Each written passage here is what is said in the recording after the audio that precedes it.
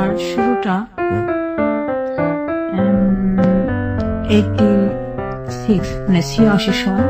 তখন আমি ক্লাস 3-তে পড়ি। আচ্ছা আচ্ছা।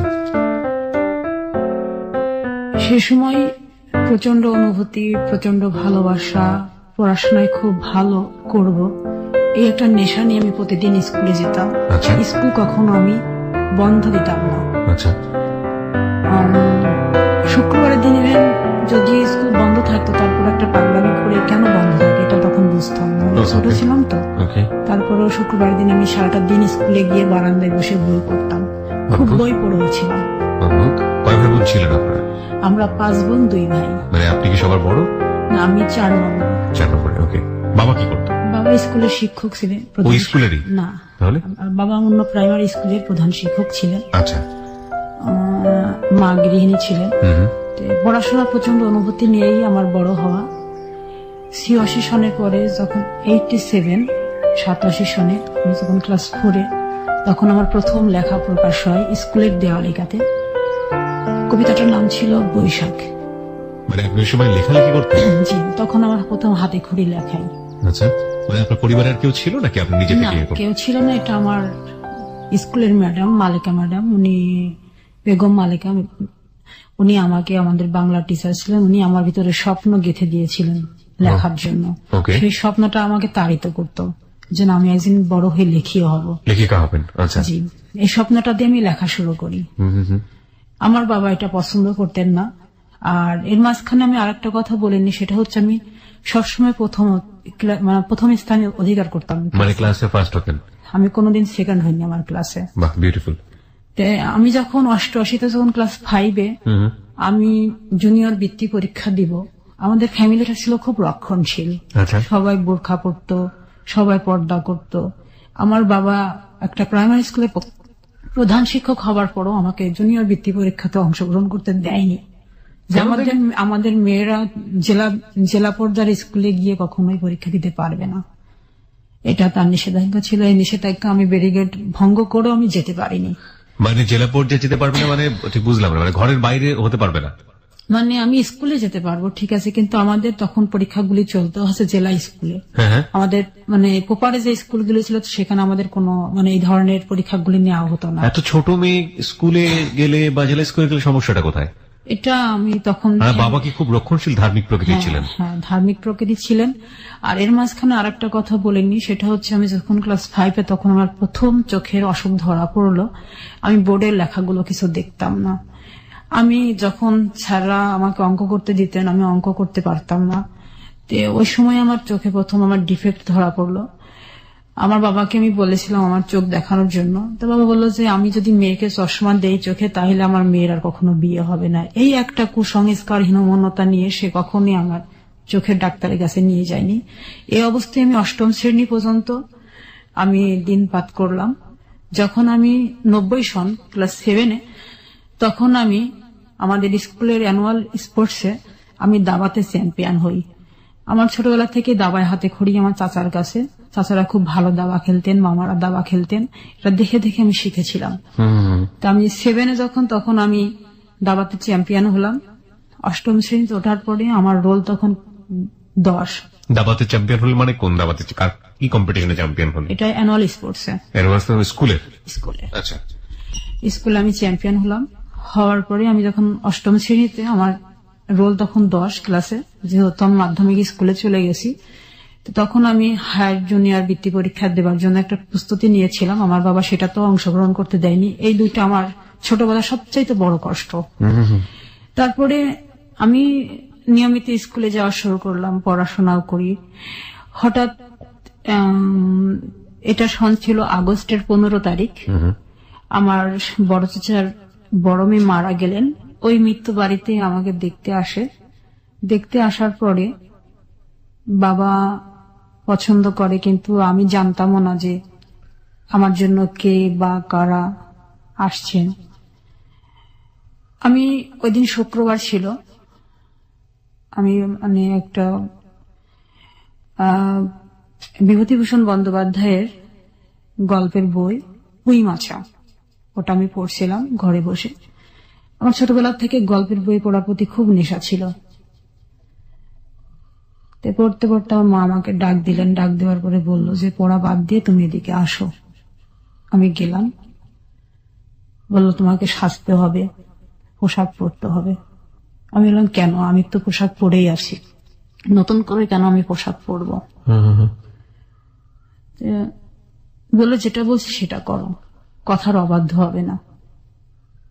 আমি তাদের কথা মতন পোশাক পরলাম এবং আমাকে কি করতে বলা হবে, কেন বলা হবে, কোথায় যেতে হবে, এই অপেক্ষায় আমি থাকলাম। তাও বইটা আমি হাত থেকে ফেলিনি, আমি আমার পড়ার টেবিলে বইটা নিয়ে বসেই আছি। ইতিমধ্যে আমার বড় বোন, যে বোনটার বিয়ে হয়ে গেছে, সেটা হচ্ছে কুমারখালীতে, ও চলে আসলো ওর হাজবেন্ড সহ। আমি এটা দেখে আরো বিস্মিত হলাম, ওর তো এখন আসার কথা না, ও কেন আসলো? ও আমাকে কিছু বলে না, শুধু হাসে। ওর হাসির অর্থ আমি তখন বুঝিনি, কারণ তখন তো আমি অনেক ছোট। কোন ক্লাসে পড়ছেন যেন? তখন ক্লাস 8-এ। ক্লাস 8-এ পড়েন, রাইট। তারপর বিকেল যখন 5টা বাজে, তখন ইতিমধ্যে 8-10 জন বেশ বয়স্ক লোক আমাদের বাড়িতে আসলেন। তাদের আসার অর্থটাও আমি বুঝিনি। তখন মাসে একটা করে সিনেমা হতো, আমাদের বাড়িতে একটা সাদা কালো টেলিভিশন ছিল। তো আমরা সিনেমা দেখার জন্য খুব উৎসুক থাকতাম, যে মাসে তখন একটা সিনেমা হতো, মিস করতাম না। টেলিভিশনের ঘরে যখন যাব, তখন আমাদেরকে যেতে দেওয়া হয় না, এখানে যেতে হবে না, সিনেমা দেখতে হবে না। শুক্রবার ছিল না? হ্যাঁ, বিটিভিতে সিনেমা দেখাতো, জুমার নামাজের পরপরই শুরু হয়ে যেত মোটামুটি। হ্যাঁ, ওই সময় আমরা সিনেমা দেখার খুব উৎসুক ছিলাম, ছোট ছোট ভাই বোন গুলো মিলে আমরা দেখতাম। যেহেতু 8-10 বাড়িতে কোনো টেলিভিশন ছিল না, বিধে অনেক সবাই ভিড় জমাতো। গ্রামে এই সিনারিটা এখনো বোধহয় দেখা যায়, একেবারে প্রত্যন্ত গ্রামাঞ্চলে যাদের টেলিভিশন নাই তারা হয়তো এরকম করেন। তারপর আমার মা চা তৈরি করলেন, সেমাই তৈরি করলেন, ফলমূল কাটলেন, কেটে আমাকে রান্নাঘরে ডাকলেন। আমি রান্নাঘরে গেলাম, সেগুলো ট্রেতে সাজিয়ে আমাকে আমাদের বসার ঘরে নিয়ে যাওয়া হলো। আমাকে চেয়ারে বসতে বললেন, আমি বসলাম। আমার নাম জিজ্ঞাসা করলো, কোন ক্লাসে পড়ি, ঠিকানা লিখতে বললো, ঠিকানা লিখলাম। লেখার পরে ঘন্টাখানেক তাদের সামনে আমি পুতুলের মতো বসে থেকে আমি উঠে চলে আসলাম। চলে আসার পর তারপরে আর কিছু জানতে পারলাম না, যে কি হবে, কি হচ্ছে, কেন আসলেন, এগুলি আমি কিছু জানতে পারলাম না। বাবাকে শুধু দেখলাম রাত্রি 8টার সময় বাইরে গেলেন এবং 10 মিনিট পরে সে ফিরে আসলেন। এইটুকুই শুধু আমার খুব বেশি করে মনে পড়ে। তো মাকে ডাকলেন, ঘরের দরজা বন্ধ করে কি বললেন সেটাও আমি জানি না। তারপরে ওই রাত্রেই বাবা চলে গেলেন কুমারখালীতে। যাওয়ার পরে পরের দিন ফিরে আসলেন, তখন বাজে সকাল 10টা। ওকে, ফিরে আসার পর কুমারখালী কোথায় ছিল এটা? কুষ্টিয়ার কুমারখালী। আচ্ছা, যেখান থেকে লোকজনগুলো এসেছিল, তাই? জি। ওকে। ফিরে আসার পর বাবা বাড়িতে সমস্ত কিছু তৈরি করা শুরু করলেন। ফ্যামিলির আরো অনেকে, চাচারা, মামারা, মানে একটা উৎসব একটা ভাব চলে আসলো, উৎসব ভাব তখন আমি বুঝতে পারলাম। তারপরে ওনারা আসলেন আমাদের বাড়িতে সন্ধ্যার দিকে আবার, মানে যারা এসেছিল তারা আবার আসলো। হ্যাঁ, আসার পরে ওই মুহূর্তে আমি তখন খুবই হতবাক হয়ে গেলাম। এর মাঝখানে আমার আরেকটা কথা মনে পড়লো, সেটা হচ্ছে আমার ছোট মামা তখন বুয়েটের স্টুডেন্টস। মামা তখন ঢাকাতেই থাকতেন। মামা বাড়িতে ফিরলেন, এটা ছিল জুলাই মাস। ওই সময় মামা আমার রেজাল্ট দেখলেন, যে তোর রেজাল্ট কেমন। আমি বললাম যে মামা, আমি 777 মার্কস পেয়েছি এবার, তবে আমি বৃত্তি পরীক্ষা দিব। তো মামা আমাকে বৃত্তি ফিস 80 টাকা সহ আমাকে 500 টাকা হাতে তুলে দিলেন ওই মুহূর্তে। বললেন যে তুমি বৃত্তি গাইড এগুলি সব কিনবে এবং পরীক্ষা ভালো করে দিবে, এসএসসির পরে আমি তোমাকে ঢাকা নিয়ে যাব। আচ্ছা। মামা সেই স্বপ্নটা আমার বুকের মধ্যে শুধু স্বপ্নই হয়ে রইল। মানে ওই সময়টাতে আপনি স্বপ্ন দেখছিলেন? ওকে, যখন আপনার বাড়িতে লোকজনের আনাগোনা হচ্ছে। আমার স্বপ্নটাকে সেখানে মৃত্যু দেওয়া হলো আর কি। এই মৃত্যুটার কথা আমার হয়তো শেষ দিন পর্যন্ত আমি ভুলবো না। আচ্ছা, শুনি আমরা স্টোরিটা। তারপরে এইভাবে মামা চলে গেলেন ঢাকাতে। আবার আমাকে খুব সাহস দিলেন, বাহবা দিলেন যে তুমি রেজাল্ট অনেক ভালো করছো, আরো ভালো করতে হবে, আশা করি তুমি অনেক ভালো করবে। বাবার এই সিদ্ধান্তটা উনি জানতেন না, যেহেতু উনি জুলাই মাসে এসেছিলেন আর আমার আমার এই ঘটনাটা ঘটলো হচ্ছে সেপ্টেম্বরে। তারপরে সেপ্টেম্বর ওনার এসে আবার ফিরে গেলেন। ফিরে যাওয়ার পরে অক্টোবর মাসের 25 তারিখে, ওই দিন ছিল শুক্রবার, বিকেল 4টার দিকে আমাদের বাড়িতে আবারও নতুন করে 8-10 জন আসলেন, বেশ অভিভাবক টাইপের, অভিভাবকরা আসলেন আর কি। আসার পর ওনারা আবার নতুন করে আমাকে দেখলেন। দেখার পরে ওনারা আমাকে পছন্দ করলেন। পছন্দ করার পরে ফিরে গেলেন। ফিরে যাওয়ার পরে বাবাকেও আবার যেতে বললেন। বাবা ওই রাত্রি 10টার সময় চলে গেলেন কুষ্টিয়ার কুমারখালীতে। তারপরে রাত্রি 2টার দিকে বাবা ফিরে আসলেন। ফিরে আসার পর পরের দিন থেকে উৎসব একটা শুরু হলো বাড়িতে। সেই উৎসবের অর্থ আমি তখনও বুঝি। আমার ফুপুরা, আমার বোন, আমার চাচারা সবাই একসাথে হলেন বাড়িতে। হবার পর আমাকে শুধু একটা ঘরের মধ্যেই থাকতে বলা হচ্ছে বারবার। বাইরে বেরোলেই আমার প্রতি রাগারাগি করা শুরু করলেন, তুমি কেন বাইরে এত বেরোচ্ছ। আমি ঘরের মধ্যেই তখন কি করব, আমার তো কিছু করা ছিল না, আমি কোনো কাজও করতে পারতেছি না, পড়তে পারতেছি না। তখন আমি আবার গল্পের বই, বনফুল নামে একটা গল্পের বই, ওইটা নিয়ে আমি বসে পড়লাম। বসে পড়ে আমি পড়া শুরু করলাম। তো আপনার তো ভাই বোন ছিল, তাদের সঙ্গে কি কোনো ভালো সম্পর্ক ছিল না? তারা তো কেউ এসে আপনাকে টাচ দেওয়ার কথা যে তোমার এরকম একটা কিছু হতে যাচ্ছে? আমার যে ভাই বোন গুলো ছিল ওরা তো, আমার বয়স 13 বছর, আর আমার ছোট যেগুলো ছিল এগুলো তো আরো ছোট। আর বড় যেগুলো ছিল সেগুলো বিয়ে হয়ে গেছে? বড় বলতে আমার বড় ভাইটা বড়, আর আমার ইমিডিয়েটলি যে বোনটা সেটা হচ্ছে ওর বিয়ে হয়েছে, আর আমার উপরে একটা ভাই ছিল সেটা মারা গেছে। এই কারণে আমি এখন 3 নম্বরে পড়ি, আমি 4 নম্বরে ছিলাম আর কি।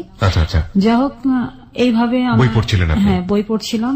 তারপরে আমাকে সন্ধ্যার দিকে নিয়ে গেলেন গোসল করাতে। গোসল করালো, হলুদ মাখালো। তখন বুঝতে পারলাম আমি তখন হতবাক হলাম যে এটা কেন। আমি আর তখন কিছু বলার মতো। আপনি তখনও কি জানতেন যে কার সঙ্গে বিয়ে হচ্ছে? তখনও জানতাম না যে কার সাথে আমার বিয়ে হচ্ছে, এটা আমি জানতাম না, আমাকে দেখানো হয়নি। ওকে। তারপরে গুটি গুটি করে রাত্রি সময়টা পেরিয়ে মধ্যরাত্রিতে আসলো। আসার পরে প্রায় 2টা বাজে, ওই সময় আমাদের বাড়িতে কাজী আসলেন। কাজী আসার পরে আমাকে একটা রুমে বসিয়ে শুধু সিগনেচার করতে বলা হলো যে এই যে বইটা থাকে ওই বইটাতে সিগনেচার করা হলো, যে তুমি এখানে সিগনেচার করো। সিগনেচার করে নিয়ে গেলেন। নিয়ে যাওয়ার পরে আপনি সিগনেচার করে ফেললেন? হ্যাঁ, আমি করে ফেললাম। আমি লেখা পড়া এগুলিতে খুব উস্তাদ, আমি এটা বুঝি নাই, দেখি নাই যেটা কি জিনিস। একটা ওই যে বিয়ের যে ভলিউমটা থাকে ওটাতে সিগনেচার করতে বললেন, আমি সিগনেচার করলাম। তারপরে নিয়ে চলে গেলেন। চলে যাওয়ার পরে আমাকে নতুন শাড়ি পরানো হলো। হওয়ার পরে আমাকে তখন কবুল বলানোর জন্য বারবার আমাকে খুব তাগিদ দেওয়া লাগলো। আমি কিন্তু বলতেছিলাম না যে আমি বিয়ে করব না। আমার বাবা আমাকে ঠাস করে একটা চড় দিয়ে দিলেন। তখন আমি বলতে বাধ্য হলাম। তারপরে এইভাবে আমার বিয়েটা হয়ে যায়। রাত্রিটা পার হবার পরে সকালবেলা আমাদেরকে বিদায় দিল। বিদায়ের মুহূর্তে আমি শুধু এক নজর দেখেছিলাম, কিন্তু কথা তো তখন বলতে পারি না, কথা বলার কথাও না। যে যাহাকে আমি চিনি না তার সাথে আমি কেন কথা বলবো। আমাদের গাড়িতে তুললেন, নিয়ে গেলেন। আমার নানি আমার সাথে গেলেন। আমার নানি তখন বেশ শরীরের দিক থেকে তার বাঁধন ভালোই ছিল। যাওয়ার পর দুপুরের দিকে আমার শ্বশুর বাড়িতে আমি যতদূর বুঝতে পারছি যে তখন পর্যন্ত আপনি ভালোভাবে জানেন না যে আপনার বর আসলে কে। এক নজর যাকে দেখলেন উনি আপনার বর? হ্যাঁ, আমি বরের বেশে আছে এইটুকুই আপনি দেখলেন। মানে মানুষটা কে কি কিছু জানেন না আপনি? তখন কথাও হয়নি আপনার সঙ্গে? কথাও হয়নি আমার সাথে। ওকে। তারপরে আমি যখন ওদের বাড়িতে গেলাম, যাওয়ার পর আমাকে উঠানে বসালো। বসানোর পর গ্রামের অনেক মানুষ দেখতে আসলেন, দেখলেন, চলে গেলেন। সন্ধ্যা পর্যন্ত ওদের বাড়িতে অনেক উৎসব আমেজ চলছে, যে নতুন বোন এসছে, ছোট ছেলের বউ। আমার শাশুড়িও খুব আমাকে দেখে খুব পছন্দ করছেন, উনি বুকে আমাকে জড়িয়ে ধরলেন। কেউ কারোর সাথে পরিচয় করিয়ে দিচ্ছে না যেটা তোমার শাশুড়ি হয়? আমার শাশুড়ির পরিচয় করিয়ে দিলেন। ওই সময় আমি চিনলাম যেটা আমার শাশুড়ি। আর আমার ননদ ছিল 9 জন। 9 জন ননদ সেই সময় উপস্থিত ছিলেন। 9 জন ননদ আসলেন। তা আমার মানে ভাসুর ছিল শুধু একজন, উনি চিটাগংয়ে থাকতেন, তো উনি তখন এসে পৌঁছাননি। আচ্ছা আচ্ছা। উনি তখনও যখন পৌঁছান উনি রাস্তাতে আসেন, চিটাগং থেকে আসবেন, তারপরে বিয়েতে আরো উৎসব শুরু হবে আর কি। আচ্ছা। এটা তো হঠাৎ বিয়ে, মানে সেরকম প্রিপারেশন তো কোনো কিছু ছিল না বিয়ের। ওকে। তো গ্রামে গিয়ে আপনি কি দেখলেন? আপনি তো একটা বাড়ির মধ্যে ছিলেন, ওদের বাড়ি ঘর এগুলো কেমন, কি দেখলেন? ওদের বাড়ি ঘর অনেক বড়, কারণ এখানে একটু বলে নি যে আমার শ্বশুরদের চা বাগান ছিল, খাগড়াছড়ি আব্দুল জব্বার চা বাগান, ওনারা ওই চা বাগানের মালিক, এবং অনেক গণিদি, আসলে এদের অনেক টাকা পয়সা জৌলুস অনেক কিছুই ছিল। তারপরে রাত্রিবেলা খাওয়া দাওয়ার পরে আমাকে বাসর ঘরে দিবে, আমি ভয়ে যেতে পারিনি, আমি খুব কান্নাকাটি করতেছিলাম। এই মাঝখানে আপনার হাজবেন্ডের সঙ্গে আপনার কোনো কথা হয়নি? কথা হয়নি আমার সাথে। উনি আমাকে রেখেই উনি ওনার এয়ারগান নিয়ে উনি বেরিয়ে গেছেন ঘর থেকে। এয়ারগান নিয়ে? আচ্ছা। উনি খুব পাখির নেশা ছিল, পাখি শিকারের। আমি শুনলাম আর কি যে ও তো এয়ারগান নিয়ে বেরিয়ে গেছে। সবাই বলছে বউকে দেখছি, বরকে একসাথে দেখবো, এরকম অনেকেই বলছিল। তখন আমার এক ননদ বলল, তো ছোট ভাই তো চলে গেছে এয়ারগান নিয়ে। এইটুকু আমি শুধু আমার কানে আমি শুনেছিলাম। তখন ওই ছোট ভাইকে আপনার ভালো করে দেখা হয়নি, মানে আপনার হাজবেন্ডকে ভালো করে দেখা হয়নি? তারপরে খাওয়া দাওয়া হলো, রাত্রি যখন 10টা বাজলো, বাজার পরে তখন আমাকে বাসর ঘর, যেটাকে বলা হয় বাসর ঘর, সুন্দর করে সাজানো হয়েছে, সেখানে আমাকে রেখে ওরা চলে গেছে। চলে যাওয়ার পরে আমি খুব ভয়ে, তখনও সে ফেরেনি, আমি খুব ভয়ে আমি ওই ঘরে না থেকে আমি আমার শাশুড়ির ঘরে চলে আসি। আমি কান্নাকাটি করতেছিলাম খুব। তো শাশুড়ি বলল, ছোট মানুষ, ওকে আর আজকে বিব্রত করার দরকার নেই, আমি আমার কাছে রাখি, ও আসুক, তারপর আমি দিয়ে আসবো, একা একা ঘরে ভয় পাচ্ছে, আমি দিয়ে আসবো আমার ছেলের কাছে। তো আমার শাশুড়ি ওই সময় আসলে উনি কুষ্টিয়া মোহিনীমেল মহিলা যে স্কুলটা ছিলেন, ওই স্কুল থেকে উনি 1921 খ্রিস্টাব্দের উনি এসএসসি পাস আর কি। উনি খুব, মানে ওই সময় উনি খুব আধুনিক ছিলেন আর কি, আধুনিক ছিলেন। তো ছেলের সাথে ওনার খুব বন্ধুত্বমূলক সম্পর্ক ছিল ওনার ছেলের সাথে। আমি বললাম যে আমি খুব ভয় পাচ্ছি মা, আমি যাব না। কেন যাবে না তুমি? আমিও তো ছোট সময়, আমিও তো এই সংসারে এসেছি। আমাকে বোঝালেন উনি, আমি তখন বুঝ মানি না। তারপর উনি যখন আসলেন তখন প্রায় রাত্রি 12টা বাজে। আচ্ছা। আমার শাশুড়ি একটু বকলেন যে তুই বিয়ে করে রেখে চলে গেছিস, রাত্রি 12টার সময় কেউ ঘরে আসে? তখন সে বলল যে তুমি তো জানোই মা, আমি সাধারণত রাত্রি 12টা 1টার আগে কখনো ঘরে ফিরি না, এটা তোমার কথা বলার তো কোনো দরকার নেই। তা বলে ওকে পাঠিয়ে দাও, রুমে পাঠিয়ে দাও। তারপরে আমি রুমে কিছুতেই যাব না, আমি খুব চিৎকার করে কেঁদে উঠলাম। তখন বললো থাক, আমি একাই রুমে থাকছি, তোমার কাছে রাখো। তা আমি আমার শাশুড়ির কাছে থাকলাম। সে তারপরের দিনও আমি আর যাই নাই। তারপরে উনি 2 দিন ছিলেন ওনার চিটাগংয়ে, তখন রিয়াজউদ্দিন মার্কেটে ওনার কাপড়ের দোকান ছিল, ব্যবসা করতেন, ওইখানেই বাসা ছিল। তো উনি বললো তাহলে আমি চলে যাই, মানে কুষ্টিয়া থেকে চিটাগংয়ে চলে যাই, তাই বললো। তো বললো যে অন্তত বউ ভাতটা পার করে দিয়ে যা। বউ ভাত কাকে নিয়ে আমি পার করবো, সে তো আমার কাছেই আসে না, এটা বললো। বলার পরে 2 দিন পরে আমার মানে ভাসুরের ওয়াইফ, তার 2টা বাচ্চা সবাই চলে আসলো। গ্রামে আসার পরে বাড়িটা আরো বেশি হলো, জমজমাট হলো। আমাদের বাড়ির থেকে লোকজন আমাদেরকে আনতে গেল, আমাকে নিতে আসলো। নিতে আসার পরে আমি আমার মায়ের বাড়িতে গেলাম।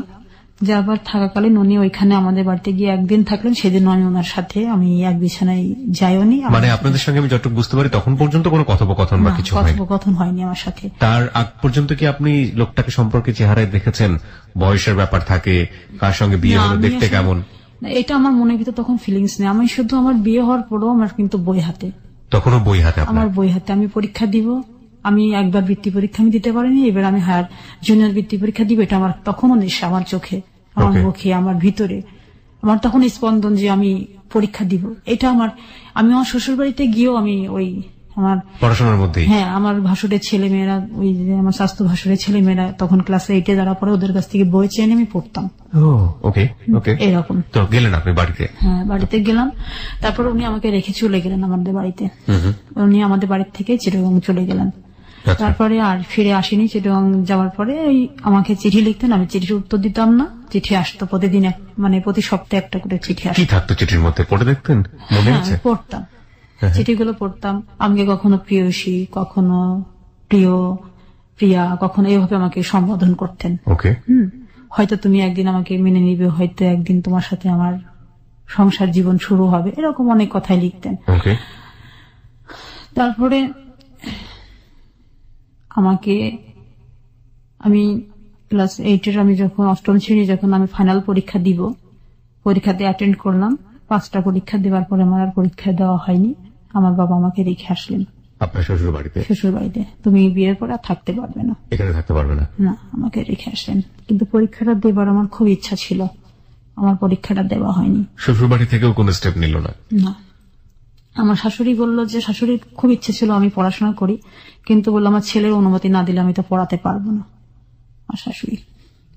তারপর আমি ওইখানে চলে গেলাম। চলে যাওয়ার পর ডিসেম্বর মাসের 14 তারিখে উনি ফিরে আসলেন চিটাগং থেকে বিকেল 3টার সময়। আমি বাসায় বসে আর কি, আমার শাশুড়িও খুব গল্পের বই পড়তেন, সালিহা নামে একটা গল্পের বই আমি পড়তেছিলাম। তো ওইটা পড়তেছিলাম আমি, শীতের বিকেল আমি বসে বসে রোদ্রে বসে পড়তেছিলাম। আমার বাইরে সবাই বলছে যে আমার ভাসুরের ছেলে মেয়েরা চিৎকার করে বলছে চাচা চলে এসছে, চাচা চলে এসছে। আমার শাশুড়ি এবার বাহিরে গেলেন, যে ছেলেকে রিসিভ করে নিয়ে আসলেন। নিয়ে আসার পরে তখন বলছে যে মা, ওর পাগলামি কি বন্ধ হয়েছে? তাই বলছে, আগে যেরকম পাগলামি করতো এখনো কি পাগলামি করবে? কোনটাকে আসলে আমরা পাগলামি বলবো, কি আসলে পাগলামি, সেটা পুরো গল্প জুড়ে উঠে আসবে। তবে প্রিয় শ্রোতা, আমরা এই পর্যায়ে ছোট্ট একটা বিরতি নিতে চাই। আজকে এখানে নার্গিসের জীবনের গল্প আপনারা শুনছেন। আমাদের সমাজে বাল্যবিবাহের যে রেওয়াজ এবং বাল্যবিবাহের যে ভয়াবহ দিক, সেটা কি আজকের জীবনের গল্প নাকি অন্য কিছু, সেটা একটা প্রশ্ন আমাদের এই প্রথম পার্টেই উদ্ভব হয়েছে। আমরা সবসময় একটা কথা বলি যে কোনো বিরতিতে আসলে আজ করার কোনো উপায় নেই যে গল্পটি আসলে কোথায় গিয়ে আবার শুরু হবে এবং কোথায় গিয়ে থামবে। সুতরাং আপনারা এক ধরনের অনুমান করলেও করতে পারেন এতটুকু শোনার পরে, বাট আসলে কি ঘটতে যাচ্ছে সেটা আমরা দেখব। হ্যাঁ, নার্গিস, আপনি যেটা বলছিলেন যে আপনার হাজবেন্ড ফিরে আসলেন এবং আপনার মাকে প্রশ্ন করছেন যে আপনার পাগলামো কমেছে কিনা। তারপর উনি ফিরে আসার পরেই ফ্রেশ হওয়ার পরে উনি ঘুমাতে গেলেন আমার সাথে কোনো কথাবার্তা না বলেই। আমি আমার মতো বই পড়ছিলাম। আমার শাশুড়ি আমাকে বারবার বলছিলেন তুমি উঠে ঘরে যাও, আমি তারপরও যাইনি। এ পর্যন্ত তার সাথে আমার কোনো কথা, তার সাথে আমার দেখা, এগুলি কিছু নেই। সে দূর থেকে আমাকে দেখে, আমি দূর থেকে তাকে দেখি। এভাবে আমাদের সময়গুলো পার হচ্ছিল, কারণ আমি তখন অনেক ছোট। বিয়ে কি, সংসার কি, স্বামী কি, এগুলো আমি কিছু বুঝতাম না। উনি মানে দেখতে শুনতে কেমন ছিলেন? উনি কি বড়? হ্যাঁ, উনি ওনার, আমাকে একটু জাস্ট বলেন তো, ওনার বয়স তখন কত ছিল যখন আপনাকে বিয়ে করলো? 36 বছর। 36? 36 বছর বয়স্ক একজন ভদ্রলোক ক্লাস 8-এ পড়া একটা মেয়ে, 13 বছরের একটা মেয়েকে বিয়ে করেছে? Nothing to say, this happen in our society. Okay, বলুন তারপরে রাত্রি 10টার পরে খাওয়া দাওয়া হলো। উনি মানে ঘুমের থেকে উঠে ঘুরে আসলেন চিটাগং থেকে, যেদিন বাড়ি আসলেন। আসার পরে উনি যখন সন্ধ্যার পরে মানে বাইরে গেলেন, তখন ওনার হাতে হুইল ছিল আর কি, হুইল দিয়ে উনি মাছ ধরার জন্য গেলেন। এবং তখন তো আমি ড্রিঙ্কস কি জিনিস এটা বুঝতাম না। ওনার হাতে একটা বোতলও ছিল, এটা আমি দেখেছিলাম। বারান্দায় দাঁড়িয়েছিলাম, উনি ড্রিঙ্কস এর বোতল এবং হুইল নিয়ে উনি বেরিয়ে চলে যান। ওনার একটা খুব প্রিয় গাড়ি ছিল, 100 একটা গাড়ি আর কি, এই যে মোটরসাইকেল গুলো আর কি। 100 সিসি? হ্যাঁ, 100 সিসি। ওই গাড়িটা ওনার ছিল, খুব প্রিয় গাড়ি। ওই গাড়িটা নিয়ে উনি বেরিয়ে গেলেন। ওকে। তারপরে রাত্রি 10টার পরে ফিরে আসলেন, মাছ নিয়ে আসলেন। মাছ ধরে বন্ধু বান্ধবের সাথে হইচই করে মাকে বললেন যে তুমি এগুলো মানে কাজের যে মেয়েটা আমাদের ছিল আর কি, ওর কাছে দিল, পরিষ্কার করলো, শাশুড়ি রান্না করলো। তখন আমি সংসারের কোনো কাজে হাত দেইনি, আমাকে হাত দিতে দেয়ও না। ওকে।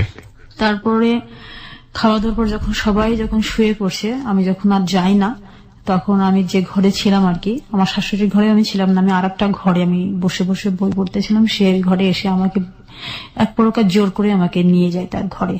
আমি খুব চিৎকার করে উঠি, খাটে নিয়ে গিয়ে আমাকে বেঁধে ফেলার পরে ওই দিনই আমার সাথে প্রথম সে সেক্স করলো এবং আমাকে রেপ করার মতো করেই করলো। Oh my God! আর ওই রাত্রে আমি আমার বড় সন্তানকে আমি কনসেপ্ট করি। এটা আসলে পরে ইউরিন টেস্টে ধরা পড়ে। My goodness! তারপরে উনি 4 দিন ছিলেন। 4 দিন আমাকে এভাবে অত্যাচারের মাধ্যম দিয়ে উনি আমাকে ব্যবহার করেছেন, যেহেতু আমি রাজি ছিলাম না সেক্সে সেহেতু। তারপর উনি 4 দিন পরে চলে গেলেন। এই যে ক্লাস 8-এ যখন আপনি আছেন তার আগ পর্যন্ত আপনি কি জেনেছেন ব্যাপারগুলো? কেউ আপনাকে বলেছে? আপনার ফ্যামিলির কেউ এই স্বামী স্ত্রী সম্পর্কটা আসলে না, কি? এটা কখনোই বলেনি। কেউ আপনাকে বলেনি? আপনার শাশুড়ি যে এত আধুনিক মনস্ক ছিল সেও কখনো সে বলতে গেছে, কিন্তু আমি শুনতে চাইনি। আমার ওইগুলি মাথার মধ্যে নিতাম না কখনো। আমার ভালো লাগতো না এগুলো না, শুনতে। আমার শুনতে ভালো লাগতো না, আমার শুধু পড়তেই ভালো লাগতো। আমি পড়তাম, আমি তখন ছোট ছোট গল্প লিখতাম, কবিতা লিখতাম, আমি ওইগুলির মধ্যেই মগ্ন থাকতাম। ওকে, সাহিত্য মনা ছিলাম তো এই জন্যই। ওকে। তো এইভাবে সে আমাকে 4 দিন ইউজ করার পরে সে ফিরে গেলেন, সে তার কাজে ফিরে গেল। কাজে ফিরে গেলেন। ওকে। আর যখন আমাকে সে বিয়ে করলেন, অলরেডি সে 4টা দেশ ভ্রমণ করা আর কি, সে কুয়েত থেকে ফিরে এসে আমাকে বিয়ে করেছেন। ওকে। মানে 7 মাসের মাথায় বিয়ে করে, কুয়েত থেকে ফিরে এসে 7 মাসের মাথায় আমাকে বিয়ে করেন। আচ্ছা, আচ্ছা। তাহলে তো সে অনেক অ্যাডাল্ট এবং অনেক ম্যাচিউর ছিল। জি। যে এই কারণে তার তো এক্সপিরিয়েন্স থাকা স্বাভাবিক। এক্সপিরিয়েন্স থাকা স্বাভাবিক। তারপরে আমি পরের মাসে আমি যখন আমার বমি হওয়া শুরু হলো, তখন আমি বুঝি না যে আমার কেন এরকম হচ্ছে। আমি শাশুড়িকে বললাম, শাশুড়ি খুব খুশি। শাশুড়ি আমাকে ডাক্তারের কাছে নিয়ে গেলেন, আমাদের মানে ফ্যামিলি যে ডক্টর ছিলেন ওনার কাছে আমাকে নিয়ে গেলেন। নিয়ে যাওয়ার পরে তারপর উনি আমাকে দেখলেন, ইউরিন টেস্ট করলেন, করার পরে বললো যে শাশুড়িমা তো কনসেপ্ট করে গেছে, এখন এতটুকু বয়সে কি বাচ্চা রাখবেন কি রাখবেন না, অ্যাবর্শন করে ফেলেন। আমার হাজবেন্ডের কাছে যখন এটা গেল, আমাদের বাসায় ল্যান্ড ফোন ছিল, ল্যান্ড ফোনটা যখন হাজবেন্ডের কাছে গেল, যাওয়ার পরে উনি ফিরে আসলেন। আবার নিয়ে আসার পরে আমাকে অনেকগুলি ডাক্তারের কাছে নিয়ে গেলেন আমাকে অ্যাবর্শন করানোর জন্য। আমি করিনি। আপনি করেননি? না। কেন? আমি করিনি। আমি বললাম যে আমি এই যন্ত্রণা সহ্য করতে পারবো না, যে যন্ত্রণা দিয়ে আমাকে করবে, ডাক্তার আমাকে বলেছে সবকিছু। তো আমি এটাতে যখন রাজি হলাম না, তখন সে আবারও মানে বিরক্তি হয়ে আমার সাথে কথা না বলেই এক প্রকার এটা খুব রাত ব্যবহার করে চলে গেলেন। আবার চিরবঙ্গে ফিরে গেলেন, মাকে বলে গেলেন যদি ও মানে ওর মতামত ফিরে তাহলে তুমি ওটা আবাসন করে ফেলো। আমি এখন এত মানে অল্প সময়ের মধ্যে আমি বাবা হতে চাই না। এত বিয়ের অল্প সময়ের মধ্যে মাত্র 2 মাস 2.5 মাস বিয়ে হয়েছে। তো এটা তখন আমার শাশুড়ি আমাকে অনেক বোঝাতে লাগলেন, আমি বুঝলাম না। তা আমি বললাম যে মা, আমি আমার যা হবার তো হয়ে গেছে, আমি এখন বুঝি বিয়ে কি জিনিস, বাচ্চা কি জিনিস, আমি একটু বুঝতে পারি। তো থাক না কেন, থাকলে তো সমস্যাটা কি, আমি এটা তখন বলেছিলাম। তারপরে এভাবে প্রায় 4 মাস অতিবাহিত হয়ে যাওয়ার পরে আমার চোখে তখন অনেক সমস্যা দেখা দিল। আমার চোখ দিয়ে পানি পড়তো, আমার চোখে তো এমনি ছোটবেলায় একটা ডিফেক্ট দেখা দিল, আমার চোখ দিয়ে পানি পড়তো। এগুলি হওয়ার পরে আমার বাবা আসলেন আমাকে আমার ডাক্তার দেখাবার জন্য। আপনার ফ্যামিলি কি জানলো যে আপনি কনসেপ্ট করেছেন? জি জি। ওনারা কিভাবে নিলেন? ওনারা স্বাভাবিকভাবে নিলেন, যেহেতু আমার বড় বোনের তখনও বাচ্চা হয়নি, বড় বোনের 3 বছর বিয়ে হয়ে গেছে। 12-13 বছরের একটা মেয়ে সে কনসেপ্ট করে যাচ্ছে এবং সেটাকে একজন স্কুলের প্রধান শিক্ষক সে স্বাভাবিকভাবে নিচ্ছেন। যদি এরকম হতো যে একেবারে অশিক্ষিত আমাদের প্রান্তিক পর্যায়ের সমাজ বলতে যেটা বুঝি সেই পর্যায়ের একজন মানুষ, 2 পরিবারের কথাই যদি বলি, শ্বশুর বাড়ির লোক প্রচন্ড বনেদিক এবং তাদের অর্থবিত্ত কিরকম সেটা আপনারা ওর বর্ণনা শুনেই বুঝতে পারছেন, তারা বিয়ে করেছে এত ছোট একটা মেয়েকে এবং সে কনসিভ করে গেছে, সেটাকে স্বাভাবিকভাবে নিচ্ছে। কিংবা যেই লোকটি এই ধরনের কাজ করলেন তিনি একবারের জন্য চিন্তা করলেন না যে এর রেজাল্টটা কি হতে পারে। ওনার হাজবেন্ডের কথা আমি বলছি। কি নাম ছিল ভদ্রলোকের? মোহাম্মদ আমানুল্লাহ। আমানুল্লাহ সাহেব। এবং একই সাথে ওনার বাবা এবং ওনার ফ্যামিলি বিয়ে দেয়াটা তো একটা ভয়াবহ রকমের অপরাধ করেছে, সেটা তারপরেও মেয়েটা কনসিভ করেছেন এবং এটাকে স্বাভাবিকভাবে নিচ্ছেন। Hardest reality. ওকে, বলুন তারপর।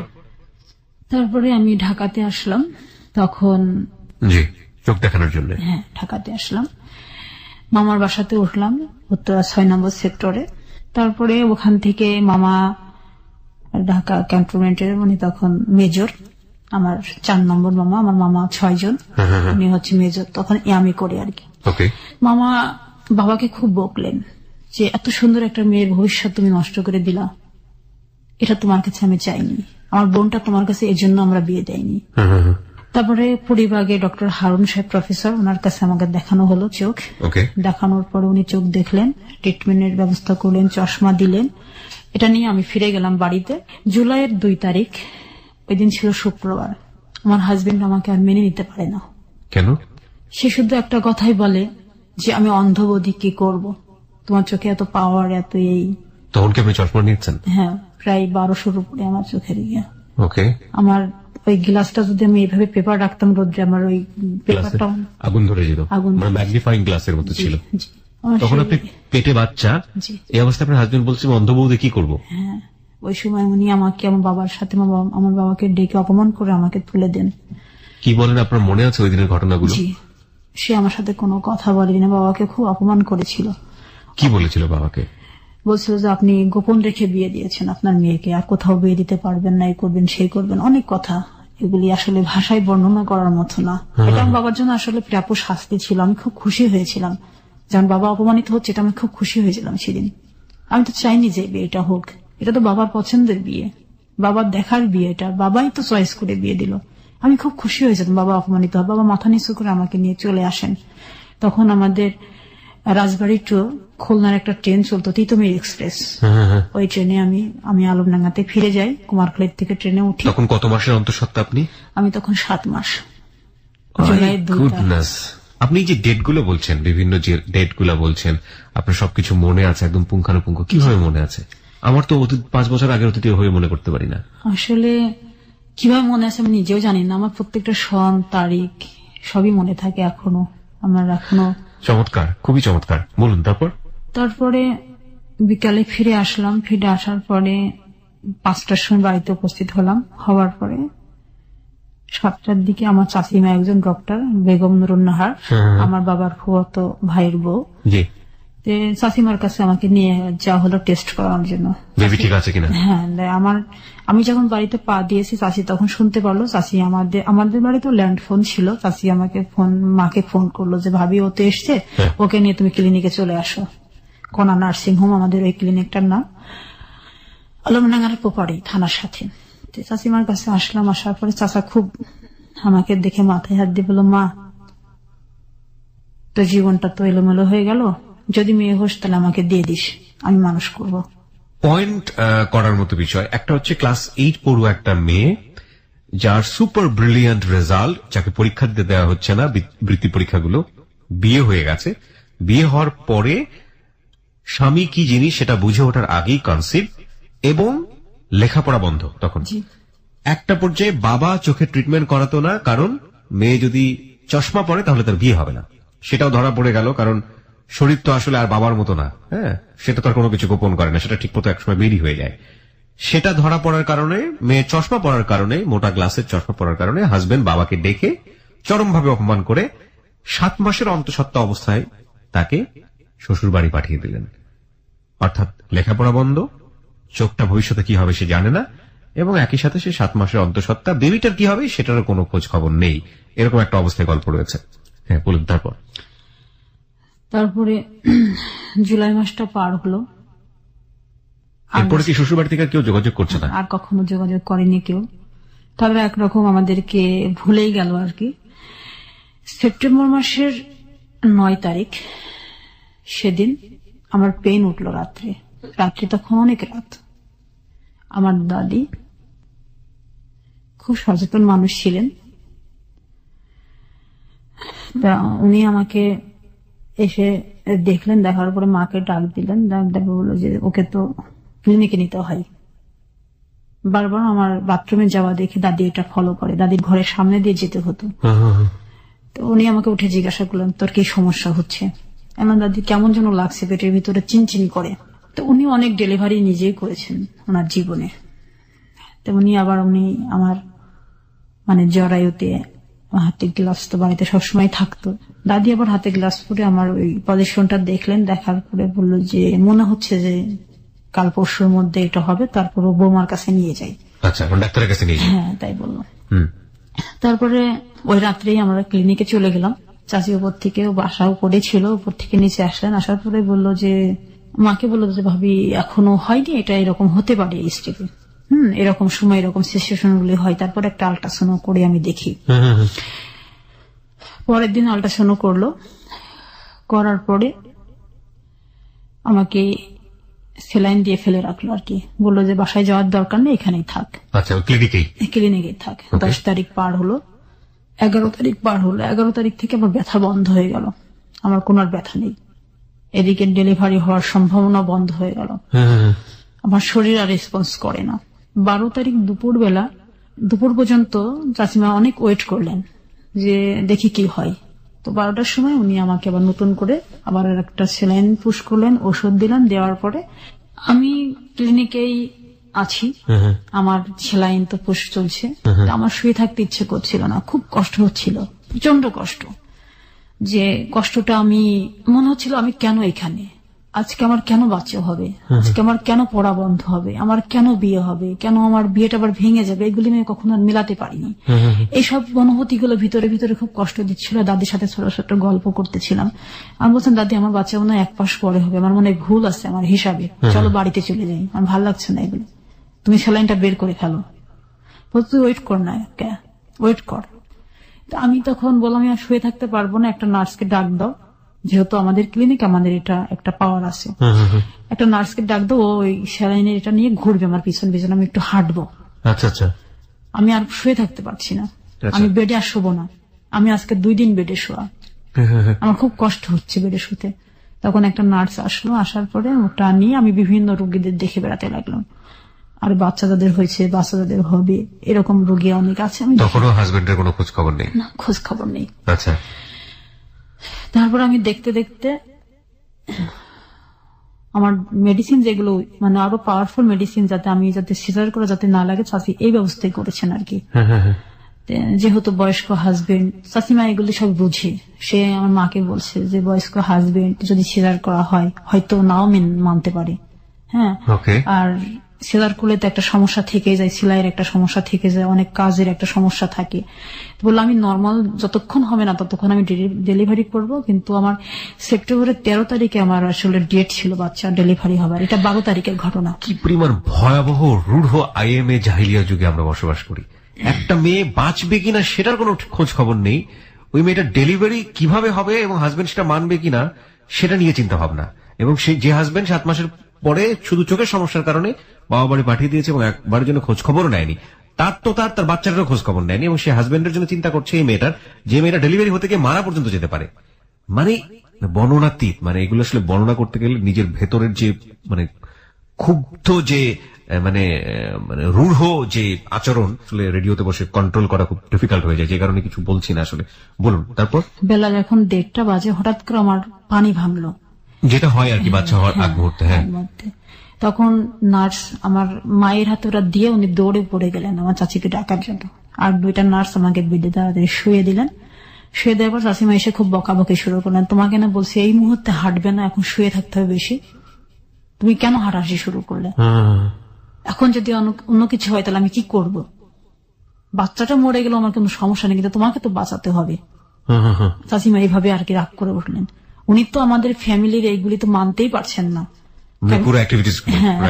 উনি তো নওগাঁর মেয়ে ছিলেন, উনি অনেক মানে যুদ্ধ করে উনি ডাক্তার হয়েছিলেন, ওনার জীবনের হিস্টোরিটা আমার চেয়ে তো বেশি করুন আমার চাচিমার, এই কারণে উনি মানতে পারছেন না। আমার মেয়ে 2:30টার দিকে হলো, আমার মেয়ের কোনো ভিতরে মানে স্পন্দন ছিল না, মেয়ে হলো ফার্স্ট, জি, ওকে, স্পন্দন ছিল না আমার মেয়ের কোনো কান্না শ্বাস নেয় না, কিচ্ছু নেয় না। আমি শুধু দেখলাম চোখ মেলেন চাচিমা মানে পা দুটোর ধরে শুধু থাকলাচ্ছে বাচ্চাটাকে, শুধু কান্না করার চেষ্টা করাচ্ছে। যখন আর কাঁদলো না, একটু কেঁদে ওঠার পর পরে ওনাকে মানে সিলিন্ডার দিল, সিলিন্ডারে নাকে দিয়ে ওকে একটা বেবি কডে দিয়ে ওকে বাইরে দিয়ে দিল। তারপরে অক্সিজেনের সিলিন্ডার দিয়ে ওনাকে বাইরে দিয়ে দিল আর কি, বাচ্চাটাকে, হ্যাঁ, বাইরে দিয়ে দিল চাচিমা। তারপরে আমার যেটুকু ট্রিটমেন্ট করার দরকার করে উনিও বাচ্চাটাকে দেখাশোনা করার জন্য বেরিয়ে গেলেন। তারপর মা আমাকে শুধু বললো অনেক সুন্দর মেয়ে হয়েছে, তাই বললো। আপনার মা? হ্যাঁ। আমার মেয়ের ওজন তখন 4.5 পাউন্ড। আচ্ছা, 4.5 পাউন্ডের একটা মেয়ে আমি আমার শরীর থেকে বের করলাম, এই অনুভূতিটা অনেক, এটা ইট কান্ট বি এক্সপ্লেইন, এটা আসলে মা হওয়ার অনুভূতিটা আসলে এক্সপ্লেইন করা যায় না। তারপরে রাত্রি 10টার দিকে আমরা ক্লিনিক থেকে বাড়িতে গেলাম। আচ্ছা, চাচিমা বললো এখন বাড়িতে যেতে। বাচ্চাটাকে কোলে নিয়ে চলে গেলেন? আমার মায়ের কোলে ছিল। আপনি তখনও নেননি? আমি কোলে তখনও নেয়নি। তারপর বাড়িতে গেলাম, বাড়িতে যাওয়ার পরে আমার বোন, বড় বোন, আমার বড় দুলা ভাই সবাই আসলো আমাদের বাড়িতে। আসার পরে বাড়িতে ভালো একটা আনন্দ, অনেকদিন ছোট বাচ্চা বাড়িতে নেই, আমার বাচ্চাটাই ফার্স্ট ওই মুহূর্তে। আমার মেয়ের নাম আমি নিজেই রাখলাম ফাতেমাতুজ জোহরা তন্নি, আমার মেয়ের নাম ফাতেমাতুজ জোহরা তন্নি। ওকে, জি, রাখলাম। পরের দিন সকালে আমার বড় চাচার মেজো ছেলে আর কি, আমার মেজো ভাই, উনি ফ্যামিলির মানে সমস্ত কিছু কাজগুলোর মধ্যে উনি বেশি ইনভলভ থাকতেন। আচ্ছা, ওনার হাতে মাছ মিষ্টি এগুলো দিয়ে আমার শ্বশুর বাড়িতে পাঠালেন খবর দিয়ে যে মেয়ে হয়েছে, খবর নিয়ে তুমি যাও। আমার বাবা আমাকে পাঠালো। মেজো ভাই গেলেন আমার শাশুড়ির কাছে। আমার শাশুড়ি বললো আমার ছেলে নেই, আমি কিভাবে দেখতে যাব, এখান থেকে কেউ দেখতে যাবে না। আচ্ছা, এই বলে পরের দিনই ওই সকালে গেছেন ভাইয়া, সন্ধ্যার সময় ভাইয়া ফিরে এসছেন। ফিরে আসার পরে এই কথা বললেন। ওরা সবাই বিমর্ষ। সেপ্টেম্বরের 12 তারিখে তো মেয়ে হলো, অক্টোবর মাসের 10 তারিখ 9 তারিখে আমি আর আমার বাবা ডাক্তার বলেছিলেন যে হারুন সাহেব যে আপনার যে নাতিটা হবে তাকে আপনি টেস্ট করাবেন, হবার পরপরই, যেন দেরি করবেন না। ঢাকাতে আসার দরকার নেই, আমার ছাত্র জালাল আহমেদ খুলনাতে বসে, ওখানে আপনি দেখাবেন। আমি 9 তারিখে বাবার সাথে করে ট্রেনে করে চলে গেলাম, যেহেতু ডেলিভারি রোগী বাস। মেয়েটাকে কি দেখাবে, মানে মেয়েটাকে টেস্ট করবে? মেয়ের চোখে কোনো সমস্যা আছে কিনা। ডাক্তার জালাল সাহেবকে দেখলাম। দেখানোর পরে পরের দিন আমি সকালে ট্রেন ধরে চলে আসলাম বাড়িতে। আসার পরে 10টার সময় বাড়িতে এসে পৌঁছালাম। রূপসা ট্রেনে আসলাম খুলনা থেকে আলমডাঙ্গা। আমাদের তো 2 ঘন্টা লাগে ওখান থেকে আসতে। আমি ড্রেস শেষ খুলে আমি হাত মুখ ধুয়ে বাচ্চাটাকে দুধ খাওয়ানোর জন্য বারান্দাতে বসেছি। এর মাঝখানে পিয়ন চলে এসছে, আমাদের পোস্ট অফিসের পিয়ন। এসে বললো যে একটা রেজিস্টার চিঠি আছে নার্গিসকে, তার নামে একটা চিঠি, তাকে সিগনেচার করে নিতে হবে। আমি আমার ছোট ভাইটা ও বললো যে মেজপু হচ্ছে ওই তো পিয়ন এসছে, তোমাকে ডাকছে। আমি গেলাম, বাচ্চাটাকে মায়ের কোলে দিয়ে আমি সিগনেচার করে দিয়েছি। দিয়ে আমি যখন চিঠিটা খুলছিলাম তখন আমার সমস্ত শরীর কম্পন শুরু হয়ে গেছে। আমি জানলাম না যে কেন আমার ভিতরে একটা ভূমিকম্প হলো, বুঝতে পারলাম না।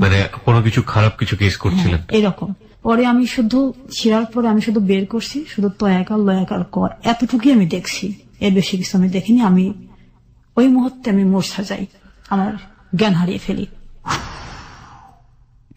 বহুবার গা শিউরে উঠেছে হ্যালো 8920 জীবনের গল্প শোনার পরে, কিন্তু আজকের মতো ভয়াবহ ভাবে গা শিউরেও আমার কোনোদিন ওঠেনি। কিছুই বলেন নেই, টোটালি স্পিচলেস। 20 মিনিট পরে আমার জ্ঞান ফিরে আসে। তারপরে আমার স্যালাইন দিয়ে আমাকে শুয়ে রাখেন। রাখার পরে তা বললাম যে মা আমাকে পুরা আমাকে যে লেটারটা সেটা আমাকে দাও, আমি দেখবো। দেখলাম ওখানে লেখা আছে যে আমার শ্বশুর বাড়ির লোকজন আমাকে না জানিয়ে তাদের অন্ধ মেয়ে আমার সাথে বিয়ে দেয়, এবং ওই যে সন্তানটা হয়েছে সন্তানটা আমার না, এই সন্তানটা তার ভালোবাসার কোনো ফসল, এবং এই অবৈধ সন্তানের বাবা আমি হতে চাই না, এই কারণে আমি তাকে ডিভোর্স দিচ্ছি। শুধু এই কথাটুকুই সেখানে লেখা ছিল। এবং এটা একটা তালাকনামায় ছিল কাজী অফিসের। জি, কুষ্টিয়া কাজী অফিস থেকে এটা আসে, কাজী আফসার উদ্দিন এটা সিগনেচার করে। তখন আপনি কি করছিলেন, আপনাকে যখন এটা পড়ে শোনানো হলো? না, আমি নিজেই পড়েছি। আপনি নিজেই পড়লেন?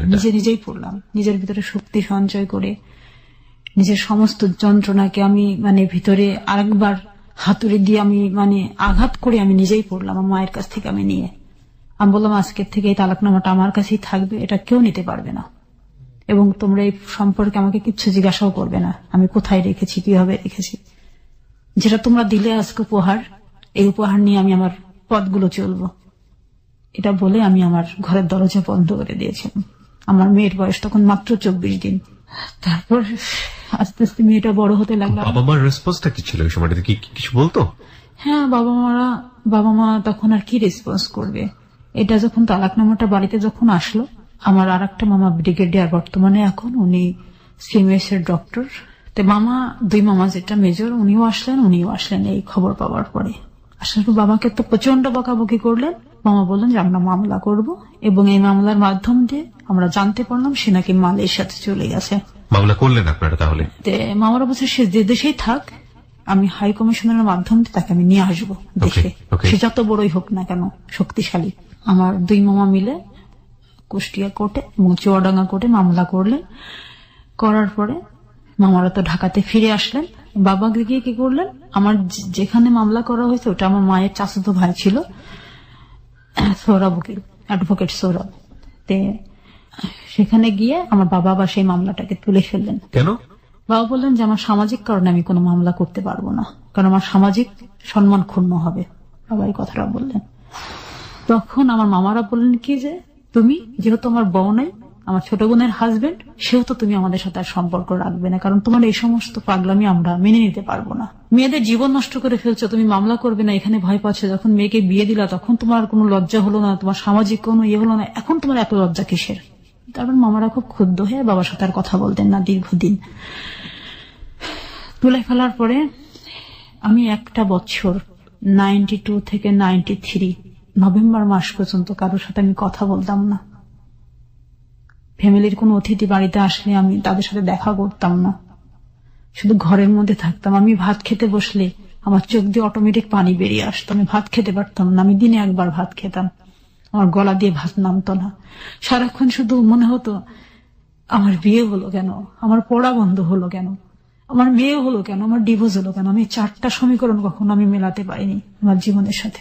আমার ওই মুহূর্তে যখন আমি আমার বাবার বাড়িতে আমার মেয়েটাকে নিয়ে অবস্থান করছিলাম, আমার ফ্যামিলিতে আমার ফুপুরা, আমার অন্যান্য আত্মীয় স্বজনরা যখন আসতো, তখন আমার মাকে আমার বাবাকে প্রশ্ন করতো যে মেয়েকে কেন ডিভোর্স দেওয়া হলো। আর ওর মধ্যেই যেহেতু এপাড়া ওপাড়া আমার একটা ননদের বাড়ি ছিল, তারা খুব ফলাও করে প্রচার করতো এটা আমার অবৈধ সন্তান, আমার অবৈধ সন্তানের মা, এই সন্তান আমার ভাইয়ের না। এটা পুরো পাড়াময় প্রচার যখন হয়ে গিয়েছিল, তখন আমি আর ঘর থেকে বেরোতে পারতাম না। আমি তো জানতাম যে এটা আমার কার সন্তান। এটার আমার বাবা যেহেতু স্কুলের শিক্ষক ছিলেন, সেহেতু তার পক্ষে সম্ভব ছিল না। সে আমাকে এসে বকাবকি করতো, বলতো তুমি যোগ্য মেয়ে নও, তুমি সংসারী মেয়ে নও, তুমি সংসার করতে পারলে না, তোমাকে মরতে হবে। আমার হাতে কখনো বিষ তুলে দিত, কখনো দড়ি তুলে দিত গলায় দড়ি দেবার জন্য। আমি আমার মেয়ের মুখের দিকে তাকিয়ে কখনো এগুলো করতে পারিনি। হঠাৎ করে আমি ঝড়ের পরে যে গল্পটা আছে মানিক বন্দ্যোপাধ্যায়ের, সেই মাহবুবের গল্প আমাকে জীবনে ফিরিয়ে নিয়ে আসলো, আর একটা নতুন জীবন দিল। আমি চিন্তা করলাম সেই মাহবুবকে কত প্রচন্ড অত্যাচারের মধ্য দিয়ে মাহবুবকে সে ঝড়ের সাথে প্রতিযোগিতা করে ওকে মানে মুদি দোকানের জিনিসগুলো টানতে হতো। তারপরে আমি আমার বই তুলে নিলাম হাতে। আমার মেজমামা ছিলেন যশোর শিক্ষা বোর্ডের শিক্ষা কমিশন মহিউদ্দিন কেরু, মামার কাছে আমি গেলাম যশোরে। মামা আমি পরীক্ষা দিব, আমার পরীক্ষা দেওয়ার ব্যবস্থা করে দিন। 94 সালেরই ক্যান্ডিডেট ছিলাম, আমার 90 কখনো পড়া হয়নি। মামা বললো যে তুমি 95 সালে পরীক্ষা দাও, তুমি পারবে। আমি বললাম না মামা, আমি যে সালের আমি পরীক্ষার্থী ছিলাম আমি সেই সালেই পরীক্ষা দিব, আমি দেখিয়ে দিতে চাই যে আমিও পারি। আমি ডিসেম্বর মাসের 1 তারিখ থেকে আমি পড়া শুরু করলাম। যখন আমি অঙ্ক বই নিয়ে হাতে করে বসলাম, আমার বীজগণিত তখন মাথায় আর কিচ্ছু ঢোকে না। যে মেয়েটি আমি কখনো 80 নিচে কখনো আমি অঙ্কে মার্কস পাইনি, সেই মেয়েটি আর আমি অঙ্ক করতে পারি না। আমার সব ভুলে গেছে 2 বছরে। পরে মামাকে অনুরোধ করে বললাম যে মামা আমি তো অঙ্ক কিছু বুঝি না, আর আমার মাথায় ঢুকে না, প্রাইভেট মাস্টার কাছে যাই আসি, আমি অঙ্ক করতে পারি না। অঙ্ক যখন করতাম তখন আমার সবকিছু মানে ওই 2 বছরে যে গত 3 বছরে যে 91 থেকে যে 93 লাস্ট পর্যন্ত ঘটনাগুলি আমার ভেসে আসতো, আমি পারতাম না, কোনোদিন কনসেন্ট্রেট করতে পারতেন না। পরে মামা আমাকে কি করলেন, 135টা পাটিগণিত অঙ্ক আমাকে করে দিলেন, নোট করে দিলেন, আর 5টা সম্পাদ্য। উপবাদ্য আমার মাথায় ঢুকতো না। এই 40টা আইটেম আমি মুখস্থ করেছিলাম A to Z। আমি প্রতিদিন লিখতাম, লিখে যথারীতি আমার পরীক্ষা শুরু হলো মে মাসের 2 তারিখ 1994 সাল। তার আগের দিন ছিল মে দ্বীপ, চুয়াডাঙ্গা গভর্নমেন্ট স্কুল বালিকা বিদ্যালয় থেকে আমি প্রাইভেট পরীক্ষা দিলাম, এসএসসি পরীক্ষা। আগস্টের 2 তারিখ শুক্রবারের রেজাল্ট বের হলো, আমি 2nd ক্লাস পেলাম। দিস ইজ রিয়েলি অ্যামেজিং যে প্রত্যেকটা ডেট আপনি সবকিছু মনে রেখেছেন কিভাবে। Very interesting. ওকে, তারপরে আমার মার্কশিট আসলো। মার্কশিট আমি দেখলাম, অঙ্কে আমি 35 পেয়েছি, ইংরেজিতে 66 মার্কস পেয়েছি, 70 মার্কের অ্যান্সার দিয়ে ইংরেজিতে ভালো করেছি। সব সাবজেক্টে আমার ছিল, আমার মোট মার্কস হয়েছিল 570। 30 মার্কের জন্য আমি ফার্স্ট ডিভিশন পাননি। আপনার মেয়ের বয়স তখন কত? আমার মেয়ের বয়স তখন মাত্র 2 বছর। কলেজে আমি ভর্তি হলাম, আলমডাঙ্গা ডিগ্রি কলেজ, মানবিক বিভাগে। আমি 1 বছর খুব ভালোভাবে আমার কলেজের জীবনটাতে আমি এনজয় করলাম, পড়াশোনা করছি খুব ভালোভাবে, যে আমি আমার ওইটা আমি পুষিয়ে নিব, আমি এবার স্টার মার্কস পেয়ে আমি উত্তীর্ণ হতে চাই। এই সময়টাতে পরিবার থেকে বাধা আসতো না? কারণ ওই যে বাবা তো আপনাকে বৃত্তি পরীক্ষা দিতে দিত না। না, ওই সময় মামারা খুব গালাগালিজ করার পরে চাচাদের উদ্দীপনে আমি আবার পড়াশোনা শুরু করি। তখন বাবা মেনে নিতে বাধ্য হয়। আচ্ছা। তারপরে আমার মেয়েটাকে আমার বাবা মা খুব যত্নে পালন করতে লাগলো, যেহেতু তাদের প্রথম নাতি। তারা খুব ভালোবাসতো আমার মেয়েকে, আমার মেয়েকে কোনোদিন কষ্ট দেয়নি। ওকে। আমি যখন কলেজে ভর্তি হলাম, হওয়ার পরে কলেজে যখন পড়াশোনা করি, এই কলেজে পড়াকালীন আমি একটু খেলাধুলা মনা এবং সাংস্কৃতিক মনা ছিলাম। এই সাংস্কৃতিক অঙ্গনে যখন আমি পা ফেললাম, তখন আমার বাবা আমার প্রতি আবার বিরোধ হয়ে গেলেন। আমার পড়াশোনাটা সেখানে আবার স্টপ হয়ে যায়। কি ধরনের? যে তুমি আর কোনো কিছুতে অংশগ্রহণ করতে পারবে না, পড়াশোনা। সাংস্কৃতিক অঙ্গন বলতে আপনি কি ধরনের, কিসে পার্টিসিপেট করলেন? খেলাধুলাতে? আমি যেমন দাবা খেলতাম, হ্যান্ডবল খেলতাম, খুব ভালো ব্যাডমিন্টন খেলতে পারতাম। আচ্ছা আচ্ছা। তারপরে আমি এগুলো বাবার কানে যখন গেল, তখন বাবা আমাকে বললেন তোমার কলেজ যা বন্ধ। তখন বলতাম যে তোমার ভাইরাও তো কলেজে যায়, ফাংশন করে, আমি করলে সমস্যা কি? রাইট। তো বলতে যে তোমার সমস্যা আছে, মেয়েদের এত স্বাধীনতা ভালো না। ওকে।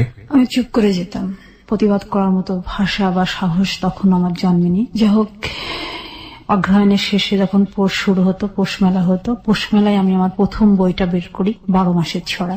মানে আপনি বাসায় বসে বসে ছড়া লিখতেন? হ্যাঁ, ছড়া, কবিতা, গল্প লিখতাম। ওই সময় গ্রামগুলিতে অনেক পালা গানের আসর বসতো, যাত্রা আসর বসতো। জি। ওই সময় আমার বইটা যখন আমি করলাম, তখন বাবা আরো খেপে গেলেন। আমার সেই 12 মাসের ছড়ার বইটা যখন আমি অনেক আনন্দ নিয়ে আমি বাড়িতে নিয়ে আসি, আমার বাবা সেই বইটা তাৎক্ষণিক পুড়িয়ে দিলেন। আমার বাজারে কোনো বই থাকবে না, আমার কোনো লেখার বই থাকবে না। সেটা আমার আর একটি স্বপ্নে সেদিন মৃত্যু দিন ছিল। এমনকি সেই পাণ্ডুলিপিগুলো আমাকে পুড়িয়ে দেওয়া হলো। সেই পাণ্ডুলিপি আমি আর জন্ম নিতে পারিনি। প্রথম বইয়ের মৃত্যু আমার এভাবে হলো। তারপর আমার জিদ জন্ম হলো ভিতরে, আমি একদিন লিখিয়ে হব, আমার বই আসবে বাজারে, এটা আমি দেখাবো। এটারও একটা অন্যতম কারণ ছিল আমার পড়া বন্ধ হবার। 94 থেকে 99 পর্যন্ত আমি আর ইন্টারের বই হাতে করতে পারিনি, কলেজে যেতে পারিনি। আমাকে ঘর কেন্দ্রিক করা হলো, আমার মেয়েটাকেও আমার কাছ থেকে নিয়ে নেওয়া হলো। আমার মেয়েকে আমি দুধ খাওয়াতে পারতাম না, আমার মেয়েকে বুকে নিয়ে আমি ঘুমাতে পারতাম না। আমার বাবা মা একটা কথাই বলতো, তুমি ব্যর্থ, তোমার কোনো কিছুর যোগ্যতা নেই, তুমি মানুষ হিসাবে ব্যর্থ, তোমার মরে যাওয়াই ভালো। প্রতিবার ঈদ আসতো বাড়িতে, সব ভাই বোন ঈদের কাপড় পেত। আমার স্বামী ছিল না বিধে আমি কোনোদিন নতুন ঈদের কাপড় পাইনি। দীর্ঘ 5 বছর আমি কাটিয়েছি পুরানো জামা পরে। আমার বাবার সামর্থ্য ছিল, সব ছিল, তারপর আমাকে দেওয়া হয়নি। শুধু আমি সংসার করতে পারিনি এই জন্য, শুধু আমি স্বামীকে ধরে রাখতে পারিনি এই জন্য। এটাই ছিল সবচেয়ে বড় অপরাধ আমার। এভাবে যখন 99 পর্যন্ত আমার জীবন থেকে চলে গেল 5টি বছর, তখন আমি ইচ্ছা করে আমি সাদা থান পড়তাম আমার দাদির কাছ থেকে। আমার সাদা দাদির সেই থান নিয়ে আমি 5 বছর থান পরে আমি কাটিয়েছি। এটা পড়ার আর একটা কারণ ছিল, আমার ছোট বোন যেটা ইমিডিয়েটলি ছিল সেটা ঝিনেদায় বিয়ে হয়েছে। ওই বোনটার বিয়ের দিন আমার বাবা আমাকে ডেকে বলেছিল, তুমি বিয়ের কোনো জিনিস ধরবে না, আমার মেয়ের জীবনটা নষ্ট হয়ে যাবে। সেদিন আমি খুব কষ্ট পেয়ে আমি বাড়ির ঝাড়ের নিচে, আমাদের বাড়িতে একটা বাঁশের বাগান ছিল, বাগানে গিয়ে আমি বসেছিলাম, প্রচুর কেঁদেছিলাম। সেদিনকে থেকে আমি রঙিন কাপড় পরে পড়া বন্ধ করে দিয়েছিলাম। এটা 1995 সালের 29শে মে। তারপরে থেকে আমি আর কোনোদিন 99 সাল পর্যন্ত আমি রঙিন কাপড় পরিনি। 99 সালে ছোট মামা যখন ফের আমাদের বাড়িতে আসলেন, দীর্ঘ একটা মান অভিমানের পরে মামা এসে বাবাকে খুব রাগারাগি করলেন, বলে ওকে পরীক্ষা দেওয়া হোক, ও পরীক্ষা দিবে, ভালো রেজাল্ট করবে। 99 সালের মে মাসে আমার ইন্টার পরীক্ষায় আমি অংশগ্রহণ করলাম। মাত্র 4 মাস আবার পড়াশোনা করলাম, রাত দিন খেটে পড়াশোনা করে আমি 2nd ক্লাস পেলাম ইন্টারে। ডিগ্রিতে ভর্তি হলাম আমি বিএসএস গ্রুপে, সমাজবিজ্ঞান রাষ্ট্রবিজ্ঞান সাবজেক্ট নিয়ে আমি ভর্তি হলাম। বিএ ফার্স্ট ইয়ারে যখন আমি কুষ্টিয়া গভর্নমেন্ট কলেজে ক্লাস করি, প্রতিদিন ট্রেনে যেতাম, সকালের ট্রেনে, আমি বিকালের ট্রেনে ফিরে আসতাম ক্লাস করে। মেয়েটা বাসায় থাকতো, আমার মায়ের কাছে, আমার বোনদের কাছে থাকতো। মেয়ে তো তখন বড় হয়ে গেছে, বাবার কথা বলতো না? না, কখন বাবার কথা জিজ্ঞাসা করিনি। বাবার কোনো স্মৃতি ওর তো জানা নেই সেই সময় পর্যন্ত, না, ওর তো কিছু জানা নেই। 99 সালের বিএ ফার্স্ট ইয়ারে যখন স্টুডেন্টস, তখন 16 ডিসেম্বর আমার মা পিঠা বানাচ্ছিল। ওই মুহূর্তে বাড়িতে ফোন আসলো যে আমার ওই হাজবেন্ড মালয়েশিয়া থেকে ফিরে আসছে, সে আমাকে নিতে আসবে। এইটুকু শুধু খবর শুনলাম আমি। আমার দুলাভাইয়ের কাছে এটা জানিয়েছে যে আমি ভুল করেছি, আমার বউ এবং মেয়েকে আমি নিয়ে যাব, আমাকে যেন ক্ষমা করা হয়। সে 7 বছর পরে মালয়েশিয়া থেকে ফিরে আসলো। সেই সময় সে আমাকে তো ফেলে চলে গেল, সে মালয়েশিয়াতে চলে গেছিল গোপনে, ভাবে কেউ জানতো না। তারপরে সে 17 ডিসেম্বরে সকাল 10টায় আমাদের বাড়িতে আসলো। আসার পরে আমার বাবা আমাকে বলল তোমাকে যেতে হবে। আমি বললাম আমি যাব না। যেটা আমি, যে অধ্যায়টা একবার আমি ভুলে গেছি, সেই অধ্যায়টা আমি নিয়ে আর, মানে এত ঝড় পাড়ি দেওয়ার পরে আবার সেই ঝড়ের মুখে ফেলে দিচ্ছে। হ্যাঁ, আমি সেখানে আর যাব না, আমি যেতে চাই না। আমার একটা মেয়ে আছে, আমি পড়াশোনা করতে চাই। আমি যদি বিয়ে ভালো রেজাল্ট করি তাহলে আমি ল ভর্তি হব, আমি যদি লতে ভালো রেজাল্ট করি তাহলে আমি ব্যারিস্টার হব। আমি আমার মতো মেয়েদের পাশে গিয়ে আমি দাঁড়াতে চাই ব্যারিস্টার পাশ করে। এটা আমার পরের স্বপ্ন আমি গেঁথে নিয়েছিলাম মনের ভিতরে, এবং সেই মন্ত্রটা নিয়ে আমি কাজ করছিলেন। হ্যাঁ, কাজ করছিলাম। তারপরে সকাল 10টা থেকে প্রায় বিকেল 4টা পর্যন্ত অনেক আলোচনা, অনেক মিটিং হলো বাড়িতে। আমাকে কেউ রাজি করাতে পারে না ফ্যামিলির। আর আমার চাচারা আসলেন, চাচারা বললেন যে এভাবে তো দেওয়া যায় না, যেটা ডিভোর্স হয়ে গেছে, তারপরে তো একটা নিয়ম আছে, নিয়মের বাইরে তো কিছু করা যায় না, তো তুমি নিয়মের বাইরে কেন কাজ করছো? তারপরে মামাদের কাছে সাজেশন নেওয়া হলো। মামারা বললো আমরা কোনো সাজেশন দিতে এখন পারবো না, কারণ সাজেশন দেবার আগেই তুমি সবকিছু নষ্ট করে ফেলেছো। আমাদের কাছে সাজেশন নিলে এখন লাভ হবে না, আর আমরা এর মধ্যে থাকতেও চাই না। আচ্ছা, যেহেতু তুমি মামলাটা সেই সময় তুলে ফেলেছিলে, পুনরাবৃত্তি একটা একই ঘটনার ঘটুক এটা আমরা চাই না। ঢাকার থেকে তারা জানিয়ে দিল, তারা কেউ গেল না। তারপরে আমার মেজো চাচা তখন বাড়িতে ছিলেন, চাচাকে ডেকে আনা হলো। চাচা আমাকে বললো যে দেখ মা, তোর তো জীবন তো নষ্টই হয়ে গেছে, তোমার একটা সুন্দর ফুটফুটে মেয়ে আছে, মেয়ের বাবা দরকার, মেয়ের একটা পরিচিতি দরকার। চাচা অনেক বোঝালেন।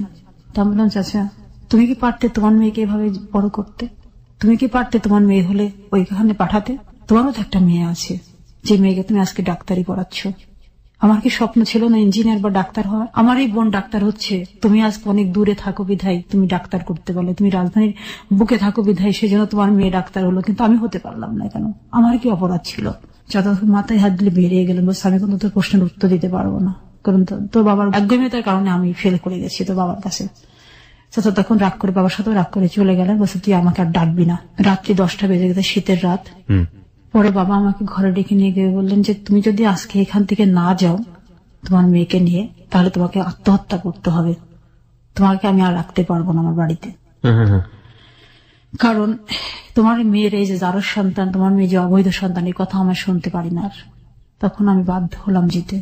আমার ওই আবার নতুন করে আমার কাবিননামা তৈরি হলো। সেই কাবিননামাতে আমাকে ফের দেখানো হলো আমি এটাই আমার প্রথম বিয়ে। আগের একটা কাবিননামা আছে, সেখানেও আমার প্রথম বিয়ে, সেই একটা তারিখের 1991 সালের। আবার সেই 1999 সালে ফিরে এসে আমাকে আবার সেই একই হাজবেন্ড, একই ঠিকানা, আবার একই কাবিননামা, আমার প্রথম কাবিননামা, কিন্তু মাঝখানে একটা সন্তান। এটা নিয়ে আমাকে আবার ফিরে যেতে হলো সেই হাজবেন্ডের বাড়িতে। আবার ফিরে গেলাম সংসারে, এবং সেই রাত্রি সে আমাকে তার আসল রূপ দেখালো। সে বলল আমি তোমাকে শুধু ইউজ করার জন্য বিয়ে করেছিলাম, সংসার করার জন্য না। এই ধরনের কথা সে আপনাকে বলল? হ্যাঁ, বলল। তখন আমার আর কিছু করার নেই। সে আমাকে একটা কথা বলল, তুমি পড়াশোনা করতে পারবে না, তোমার পড়া বন্ধ। আমি কলেজে যেতাম বলে সে সাঁড়াশি দিয়ে আমার এই যে দাঁতগুলো তুলে ফেলে। My goodness! এই দাঁতগুলো তুলে ফেলাম যাতে কথা বলতে না পারি, পড়তে না পারি। এগুলো সে বাসার মধ্যে করেছে? জি। তখন শুরু হলো আমার জীবনের অত্যাচার।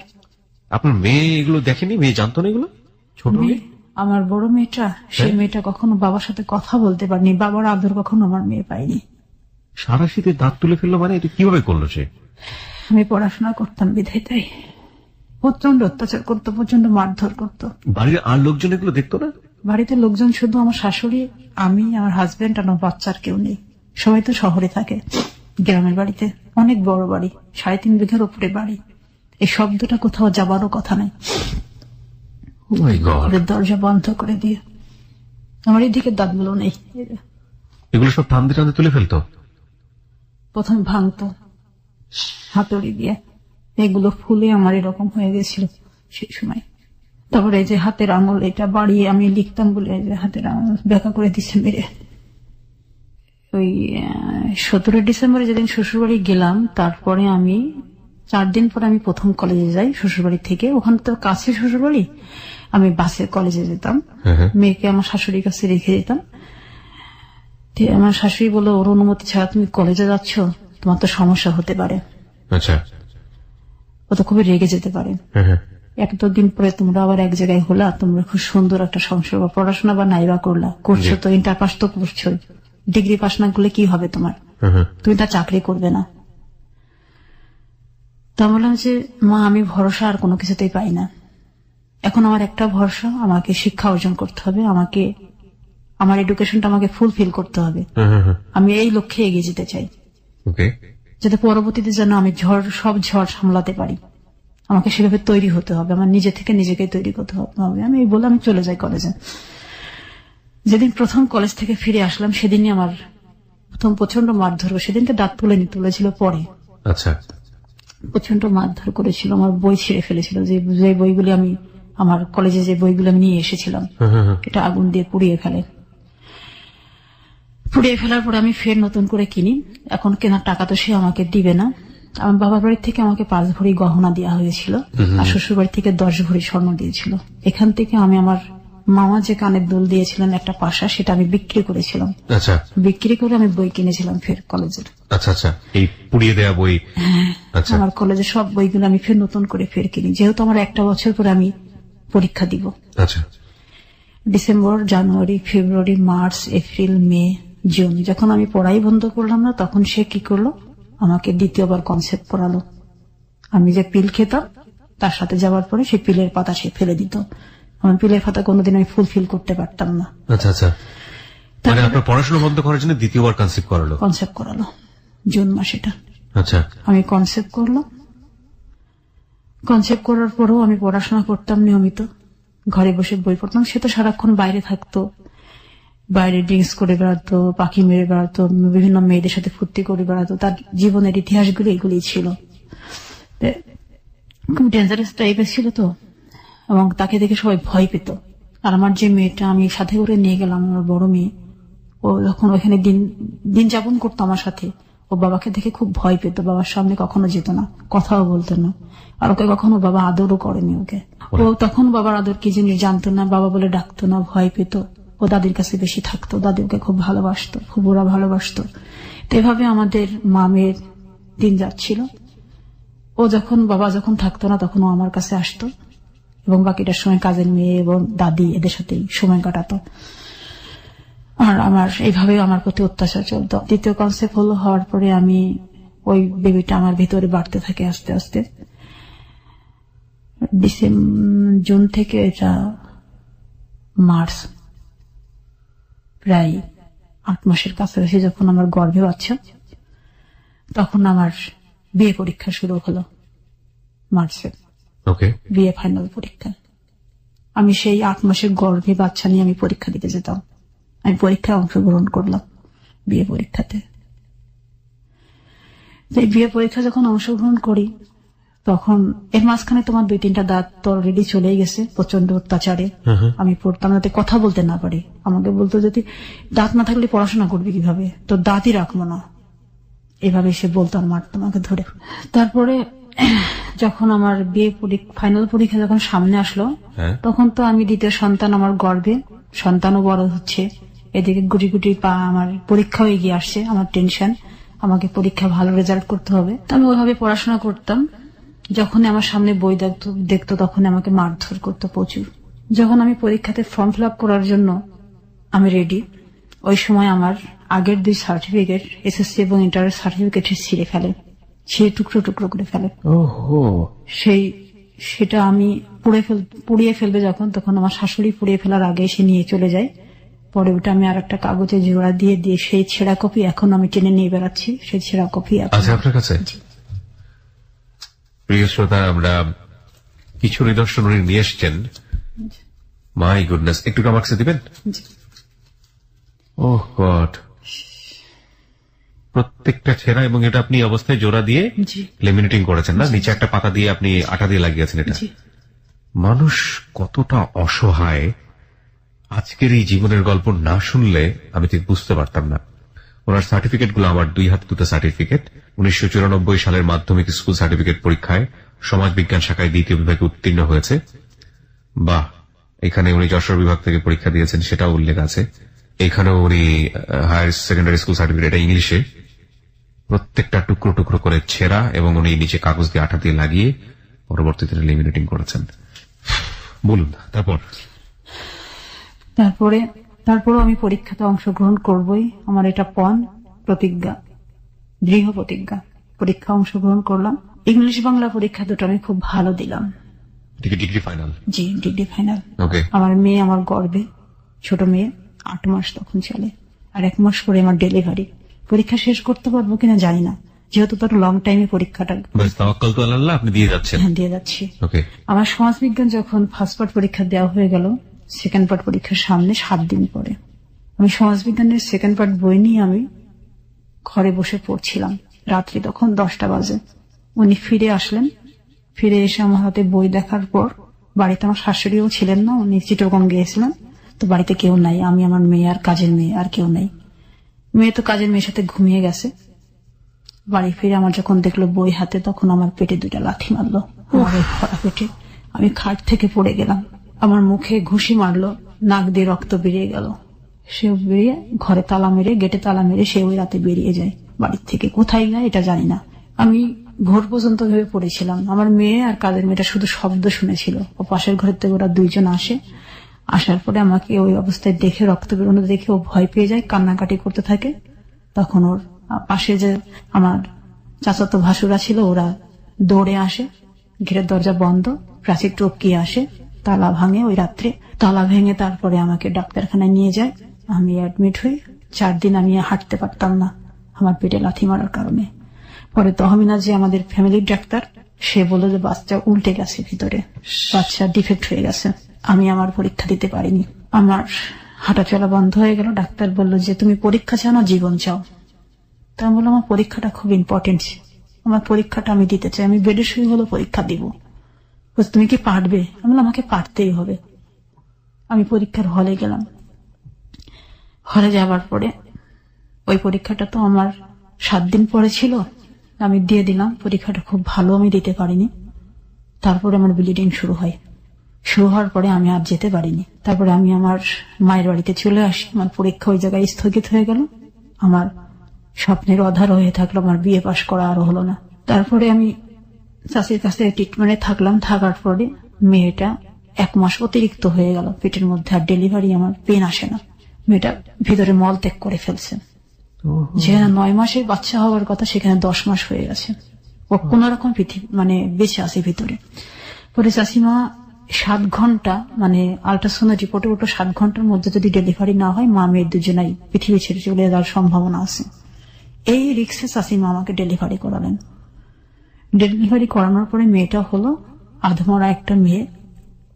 সেই মেয়েটা অনেক ট্রিটমেন্টের পর বেঁচে উঠলো, কিন্তু সে বেঁচে থাকাটা এখন আর বেঁচে থাকা নয়।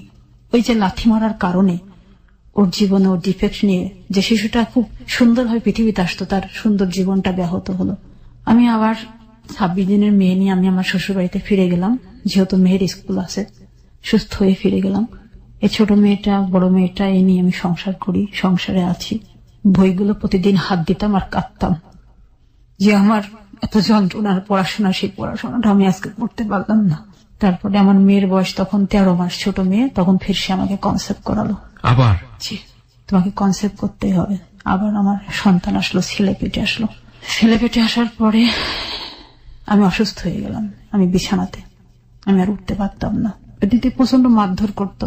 আমার বড় মেয়েটা এতটাই তার কাছে মানে চক্ষুশূল ছিল।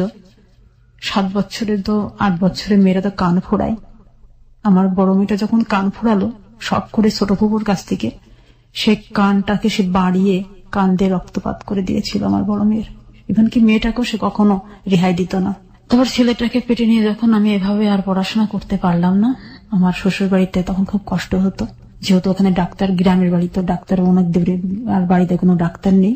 সেহেতু চাষিরা আমাকে বললো তুমি বাড়িতে চলে আসো, যে তোমাদের বাড়িতেই ডাক্তার, বাড়িতেই সবকিছু। তো বাড়িতে চলে গেলাম, থাকলাম বাড়িতেই। আমার ছেলেটা হচ্ছে 2003 সালের 7 জুলাই আমার ছেলেটা জন্ম নিল। ছেলেটা খুব সুন্দর জন্ম নিল আর কি, ভালোভাবে, কোনো সমস্যা আমার হয়নি। 12 দিনের ছেলে নিয়ে আমি ঘরে ফিরে গেলাম। জানুয়ারি মাসের 4 তারিখে আমি ছেলে কোলে নিয়ে আমি কাজ করতেছিলাম রান্নাঘরে।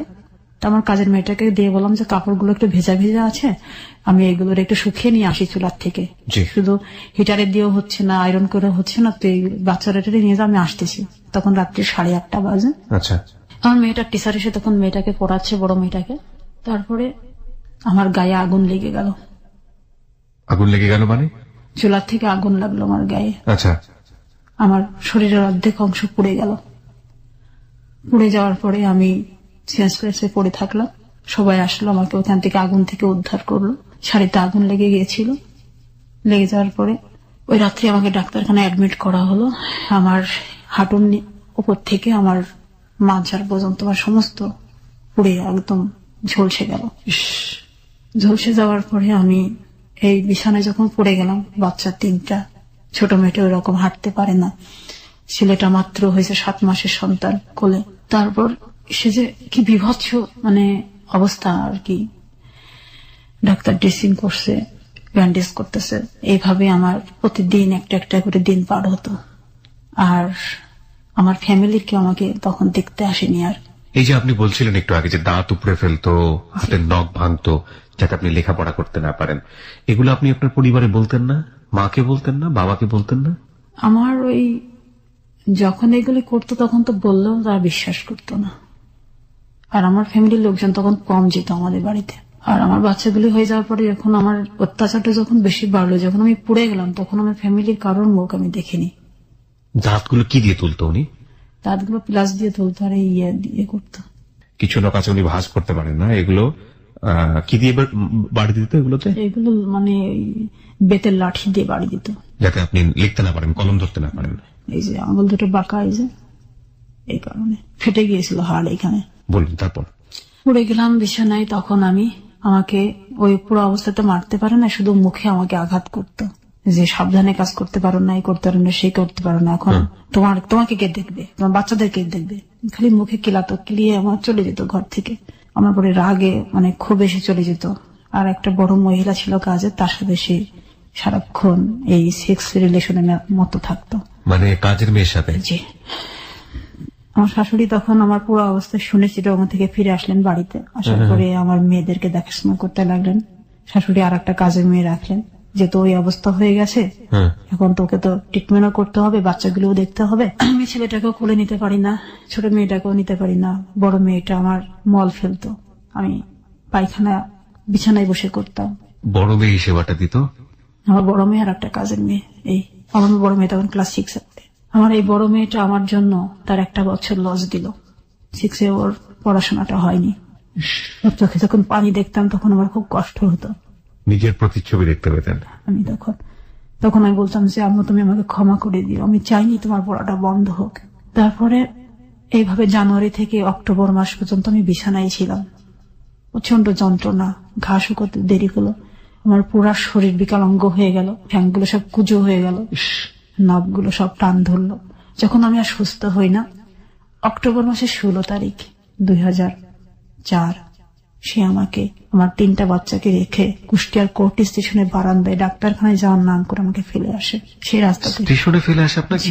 আমাকে ফেলে আসে। ফেলে আসার পরে আমি 17 দিন ছিলাম ওই স্টেশনে। আমার ফ্যামিলির লোকজন কেউ জানতো না আমি কোথায়। কেন স্টেশনে আপনি থাকলেন? আপনি কেন বাড়িতে চলে আসলেন না? আমি তো হাঁটতেও পারতাম না নিজে। ওহো। আমি তো বিকলাঙ্গ তখন, পুরা অবস্থা আমার, পুরা ঘাও তখন আমার সুখ হয়নি। কি করলেন ওই সময়টাতে তাহলে? আমি স্টেশনেই পড়ে থাকতাম। আমার শুধু একটা ম্যাক্সি পরা ছিল গায়ে, আর একটা গায়ে চাদর ছিল। ধুলা বালিতে আমার। আপনার সঙ্গে আপনার সন্তানটা ছিল না? না, সন্তানগুলো সে আপনাকে ফেলে এসছে ডাক্তার দেখানোর কথা বলে। সে তার সাথে আমি এখন সেক্স করতে পারি না, তাকে আমি সেবা দিতে পারি না, তার সন্তানদেরকে আমি সুস্থ রাখতে পারতেছি না।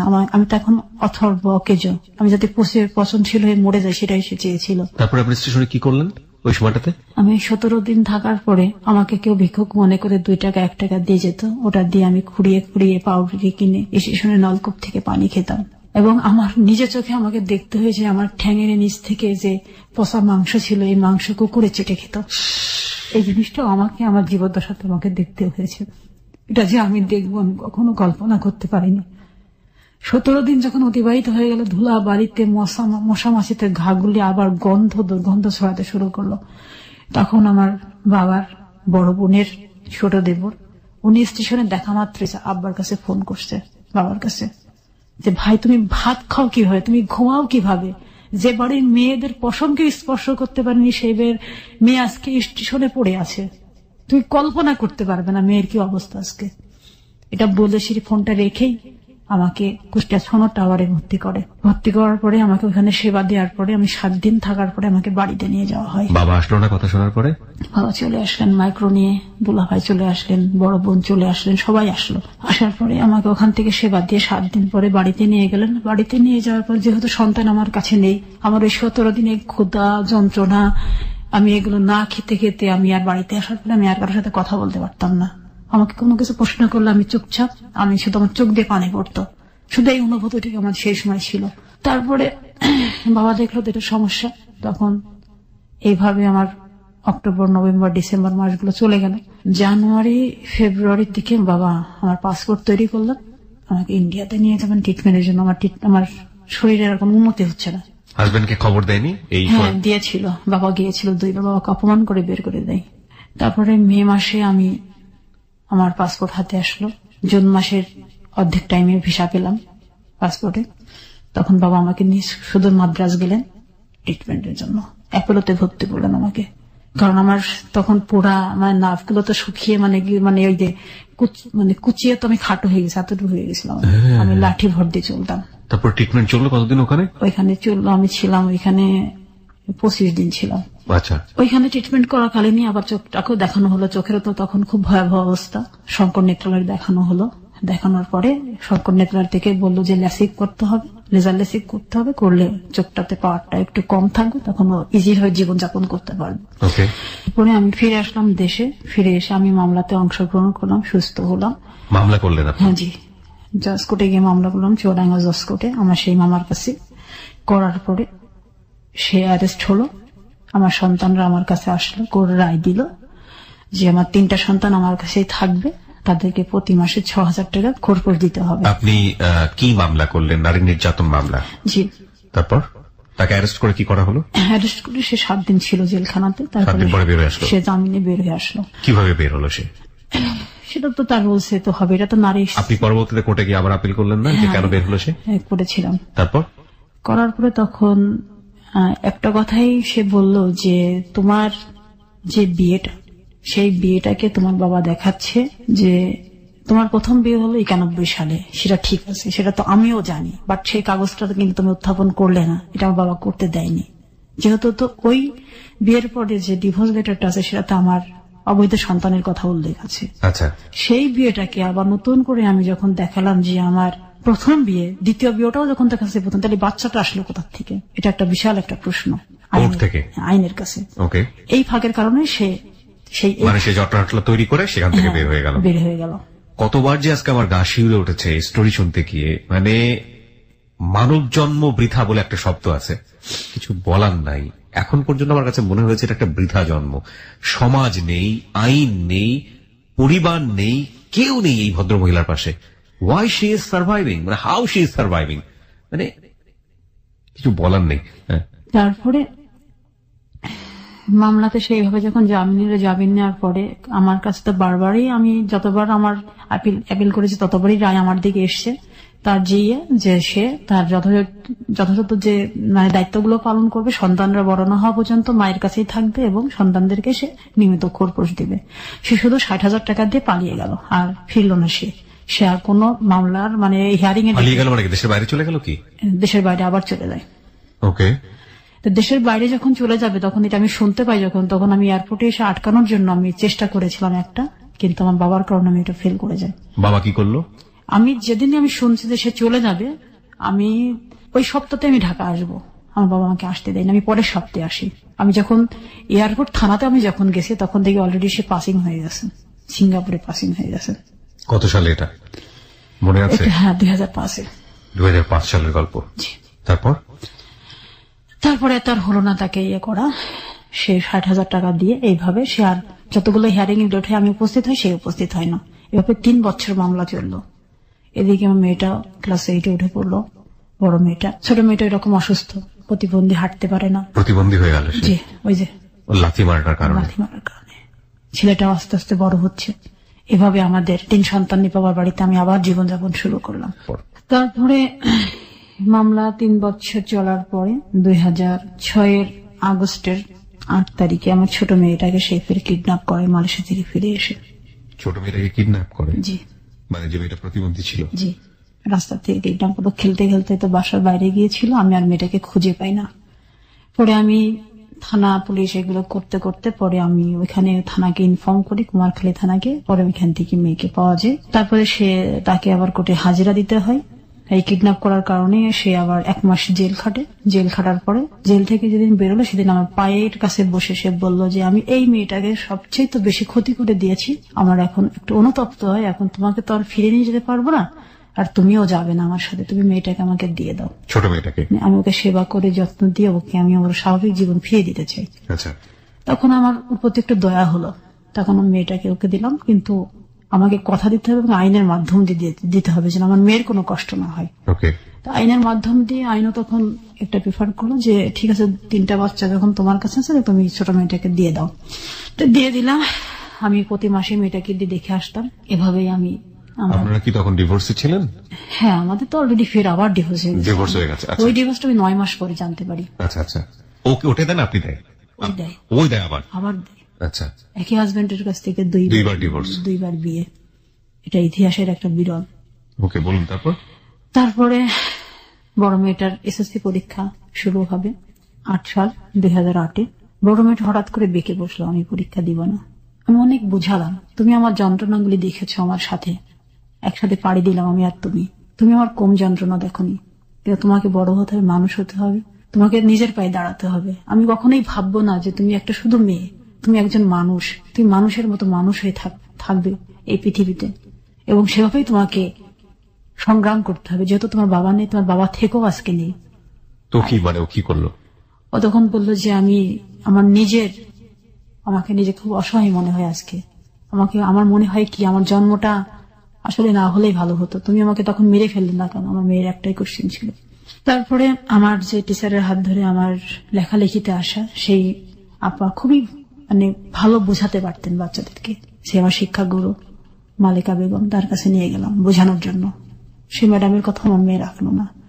2টা পরীক্ষা দেবার পর আর পরীক্ষা দিল না। ওকে আমি আর পরীক্ষাতে অ্যাটেন্ড করাতে পারলাম না। এই জায়গায় আমি ব্যর্থ হয়ে গেলাম। মানে ও কি ফ্রাস্ট্রেশন থেকে এই জিনিসগুলো করতো? তার মানে ওর পুরো লাইফ জুড়ে এই জিনিসটা ছিল। জি। তো আমি অনেক বোঝানোর পরও আমরা তুমি সবগুলো ভুলে যাও, সবকিছু ভুলে যাও, শুধু তোমার নিজের জীবনের কথা ভাবো। এবং পরবর্তীতে আপনিও আর পরীক্ষা দিতে পারেননি, আপনার সেই ডিগ্রি পরীক্ষা দেওয়া হয়নি। আর তখন মেয়েটা আমার সাথে খুব খারাপ আচরণ করলো। একদিন আমার এই মেয়ে আমার মুখে একটা চড় দিয়ে দিল।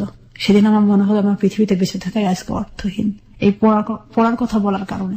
বাবার যে রক্তটা ওর ভিতরে বইছে, এটা ও মেয়ে তাই কি, ওর মধ্যে একটা সেই বাবার তেজস্বী ভাব আমি দেখলাম। তখন আমি ওর উত্তর না করে 1 মাস পরে আমি ওর বিয়ে দিয়ে দিই। আমি বাধ্য হলাম, ওর অনেক কষ্ট নিয়ে আমি কেঁদেছিলাম সেদিন। আমি দিতে চাইনি যে আমার জীবনটা যেটা হয়েছে অন্তত আমার মেয়েদের জীবনে সেটা হোক, আমি চাই না। আমার বাবা মা এটা মেনে নিতে পারেনি। আমার বাবা বলছিল যে আমি অনেক বর্ণিত ঘরে বিয়ে দেব। আমি বলছিলাম আমি কোটিপতি কোনো ঘরে আমি মেয়ে বিয়ে দিতে রাজি না, আর আমি মধ্যবিত্ত ঘরে আমি মেয়ে বিয়ে দিয়েছি। এই জন্য বাবার রাগান্বিত হয়ে আমাকে বাড়ি থেকে বের করে দেয়। পরে মেয়ের হাজবেন্ড আমাকে সহ আমার ছেলেকে সহ বগুড়া ক্যান্টনমেন্টে আমাদেরকে নিয়ে যায়। ওখানে আমাদের আবার জীবনযাপন শুরু হলো নতুন করে মেয়ের বাসায়। আমি বগুড়াতে 6 মাস ছিলাম মেয়ের কাছে। থাকার পরে মেয়ে ফের আর একটা রাব ব্যবহার করলো আমার সাথে। আমি ছেলেটাকে নিয়ে বের হয়ে চলে আসলাম মেয়ের বাসা থেকে। আবার অনিশ্চিত একটা পথ, যে পথের সাথে আমার কেউ নেই। ছেলেটাকে নিয়ে ঢাকাতে আসলাম। মা ও শিশু বিভাগ নামে একটা ঢাকাতে যে শিশুপল্লী যেটা আছে, ওইখানে একটা সার্কুলার দেখে খালামা পদে যে আমি যদি ওখানে চাকরি পাই ছেলেটাকে নিয়ে ওখানে জীবনযাপন করবো।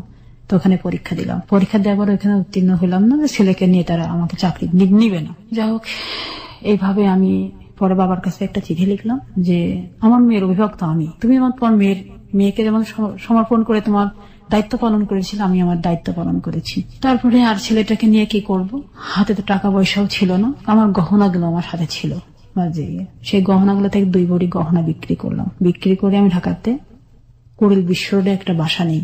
যে ঢাকাতে সেটা জায়গা তো থাকতে হবে একটা জায়গা।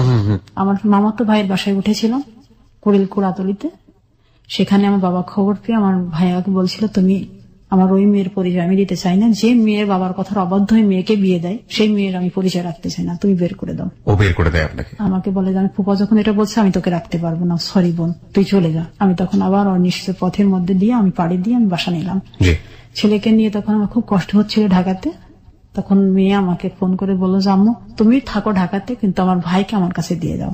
আমি চাই না আমার ভাইয়ের ভবিষ্যৎ নষ্ট হয়ে যাক রাস্তায় থেকে, আমি বাবার কাছে দিয়ে আসবো। যেহেতু বাবার সন্তান, বাবার অনেক সম্পত্তি আছে। সে তখন আমি বললাম না যে আমার ছেলে আমি মানুষ করব, আমি কাউকে দিব না। পরে আমি ছেলেটাকে আর দিলাম না, না দিলে তা বাবা নিজের ভুল বুঝতে পেরে তাই আমাকে আবার ঢাকাতে এসে খোঁজ খবর নিয়ে আমাকে নিয়ে গেল বাড়িতে। নিয়ে যাওয়ার পরে আমি আবার বাড়িতে 1 বছর থাকলাম। থাকার পরে মেয়েটাকে ওখানে স্কুলে ভর্তি করে দিলাম। দেওয়ার পরে তারপর আমাদের দিন এভাবে চলছিল। মেয়ে কনসেপ্ট করলো, মেয়ের মেয়ে হলো। মেয়ের মেয়ে হওয়ার পরে মেয়ে সুস্থ থাকলো, মেয়ে আবার তার জগতে ফিরে গেল, আমি আমার জগতে আছি। এইভাবে আমি ঢাকা আসি, যাই, আমার বই তারপর আরো 4টা বের করলাম। এভাবে আমি বই বের করে গেলেন নিয়মিত? ছড়ার বই? সব না, কবিতার বই। কবিতার বই, আচ্ছা। কবিতার বই এভাবে বের করতে শুরু করলাম।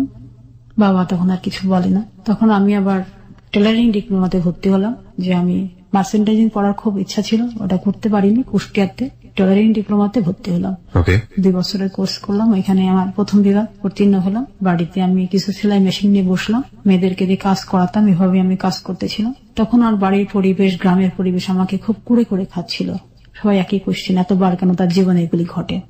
সেই কি ঠিক না? সেই কি সঠিক না? যখন এই প্রশ্নগুলো সবাই আমার সামনে উত্থাপন করতো, তখন আমার খুব কষ্ট হতো। ছেলেকে রেখে আমি ঢাকাতে আবার পাড়ি দিলাম 10 জানুয়ারি মাসে। আমার কাছে তখন আবার টাকা নাই হাতে। এই পাড়ি দেওয়ার আর একটা অন্যতম কারণ ছিল, আমি গণশিক্ষাতে একটা চাকরি নিয়েছিলাম দুস্থ মেয়েদেরকে সেলাই প্রশিক্ষণ দেওয়ার জন্য। গণশিক্ষা থেকে একটা সার্কুলার হয়েছিল। তো আমি এই যখন চাকরিতে আমার পায়ে হেঁটে গ্রামে গ্রামে গিয়ে আমার মেয়েদেরকে শিক্ষা দিতে হতো।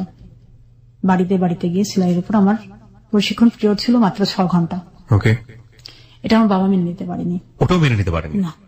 আমার মেয়ে, সবাই বলবে যে ভাতের অভাবে বেশি মেয়েকে পাঠিয়েছে, এটা আমি শুনতে কারোর কাছে রাজি না।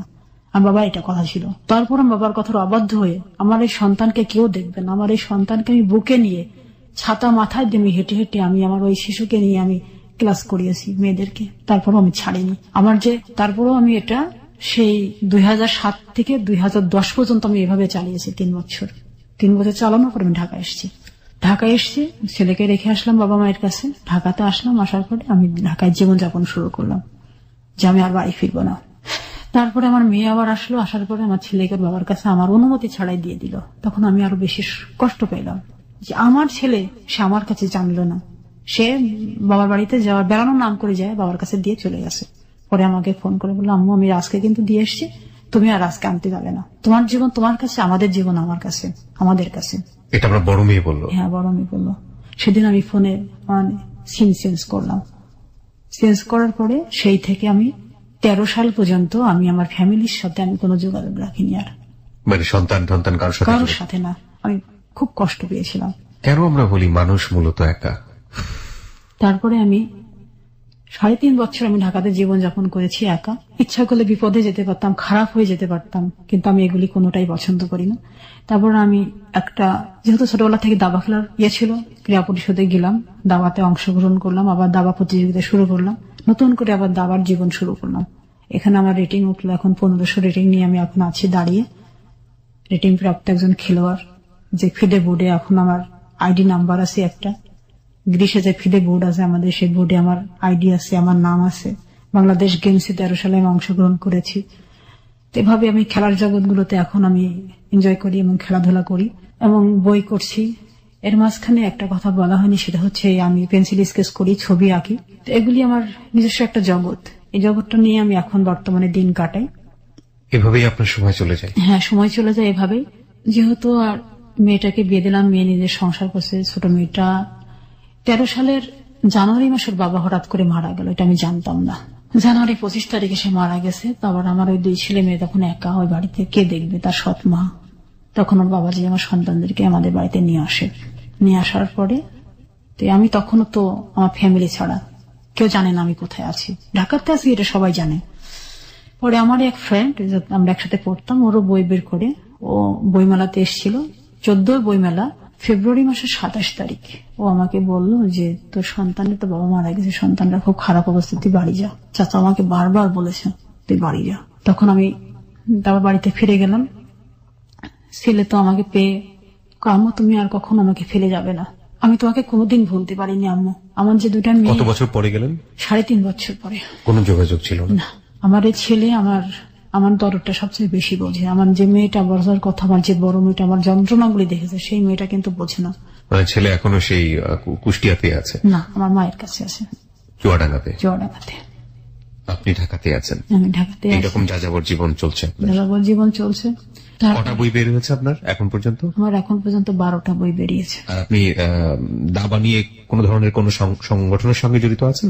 দাবার যে আমাদের যে দাবা ফেডারেশন আছে, ফেডারেশনের আমি একজন খেলোয়াড়, এই আর কি খেলোয়াড় হিসেবে আছি এবং খেলতেছি। আজকে তো আপনি যে স্টোরিটা বললেন, আপনার দাবা ফেডারেশনে তো অনেকেই জেনে যাবে আপনার লাইফের স্টোরি। সমস্যা নেই তাতে। পুরো দুনিয়ায় তো আপনাকে চিনবে আজকের এই ভিডিও দেখার পরে। কিছু বলার আছে তাদের জন্য, যে কারণে আজকে আপনি হ্যালো 8920 তে আসলেন? আমি প্রত্যেক বাঙালি মা, বোন, ভাই দেখে শুধু সচেতন করতে এসেছি, এজন্য যেন কোনো মেয়ের যেন বাল্য বিবাহ না হয়। পরিবারে তো বাবারা আছেন, হ্যাঁ, বাবারাও আছেন, এবং আপনার বাবা আপনার প্রতি যে আচরণ করেছেন, এই জন্য বাবা, এই সব বাবাদেরকে কিছু বলার আছে? প্রত্যেক বাবার একটাই মন্ত্র হওয়া উচিত যে একটা ছেলে যেভাবে আমি বড় করি, একটা মেয়েকেও সেভাবে বড় করতে হবে, কারণ মেয়েটা তো তার শরীরের একটা অংশ। আপনার জীবনে হয় না, আমরা মাঝে মাঝে চিন্তা করি যে যদি আমার জীবনটাকে নতুন করে আবার শুরু করতে পারতাম।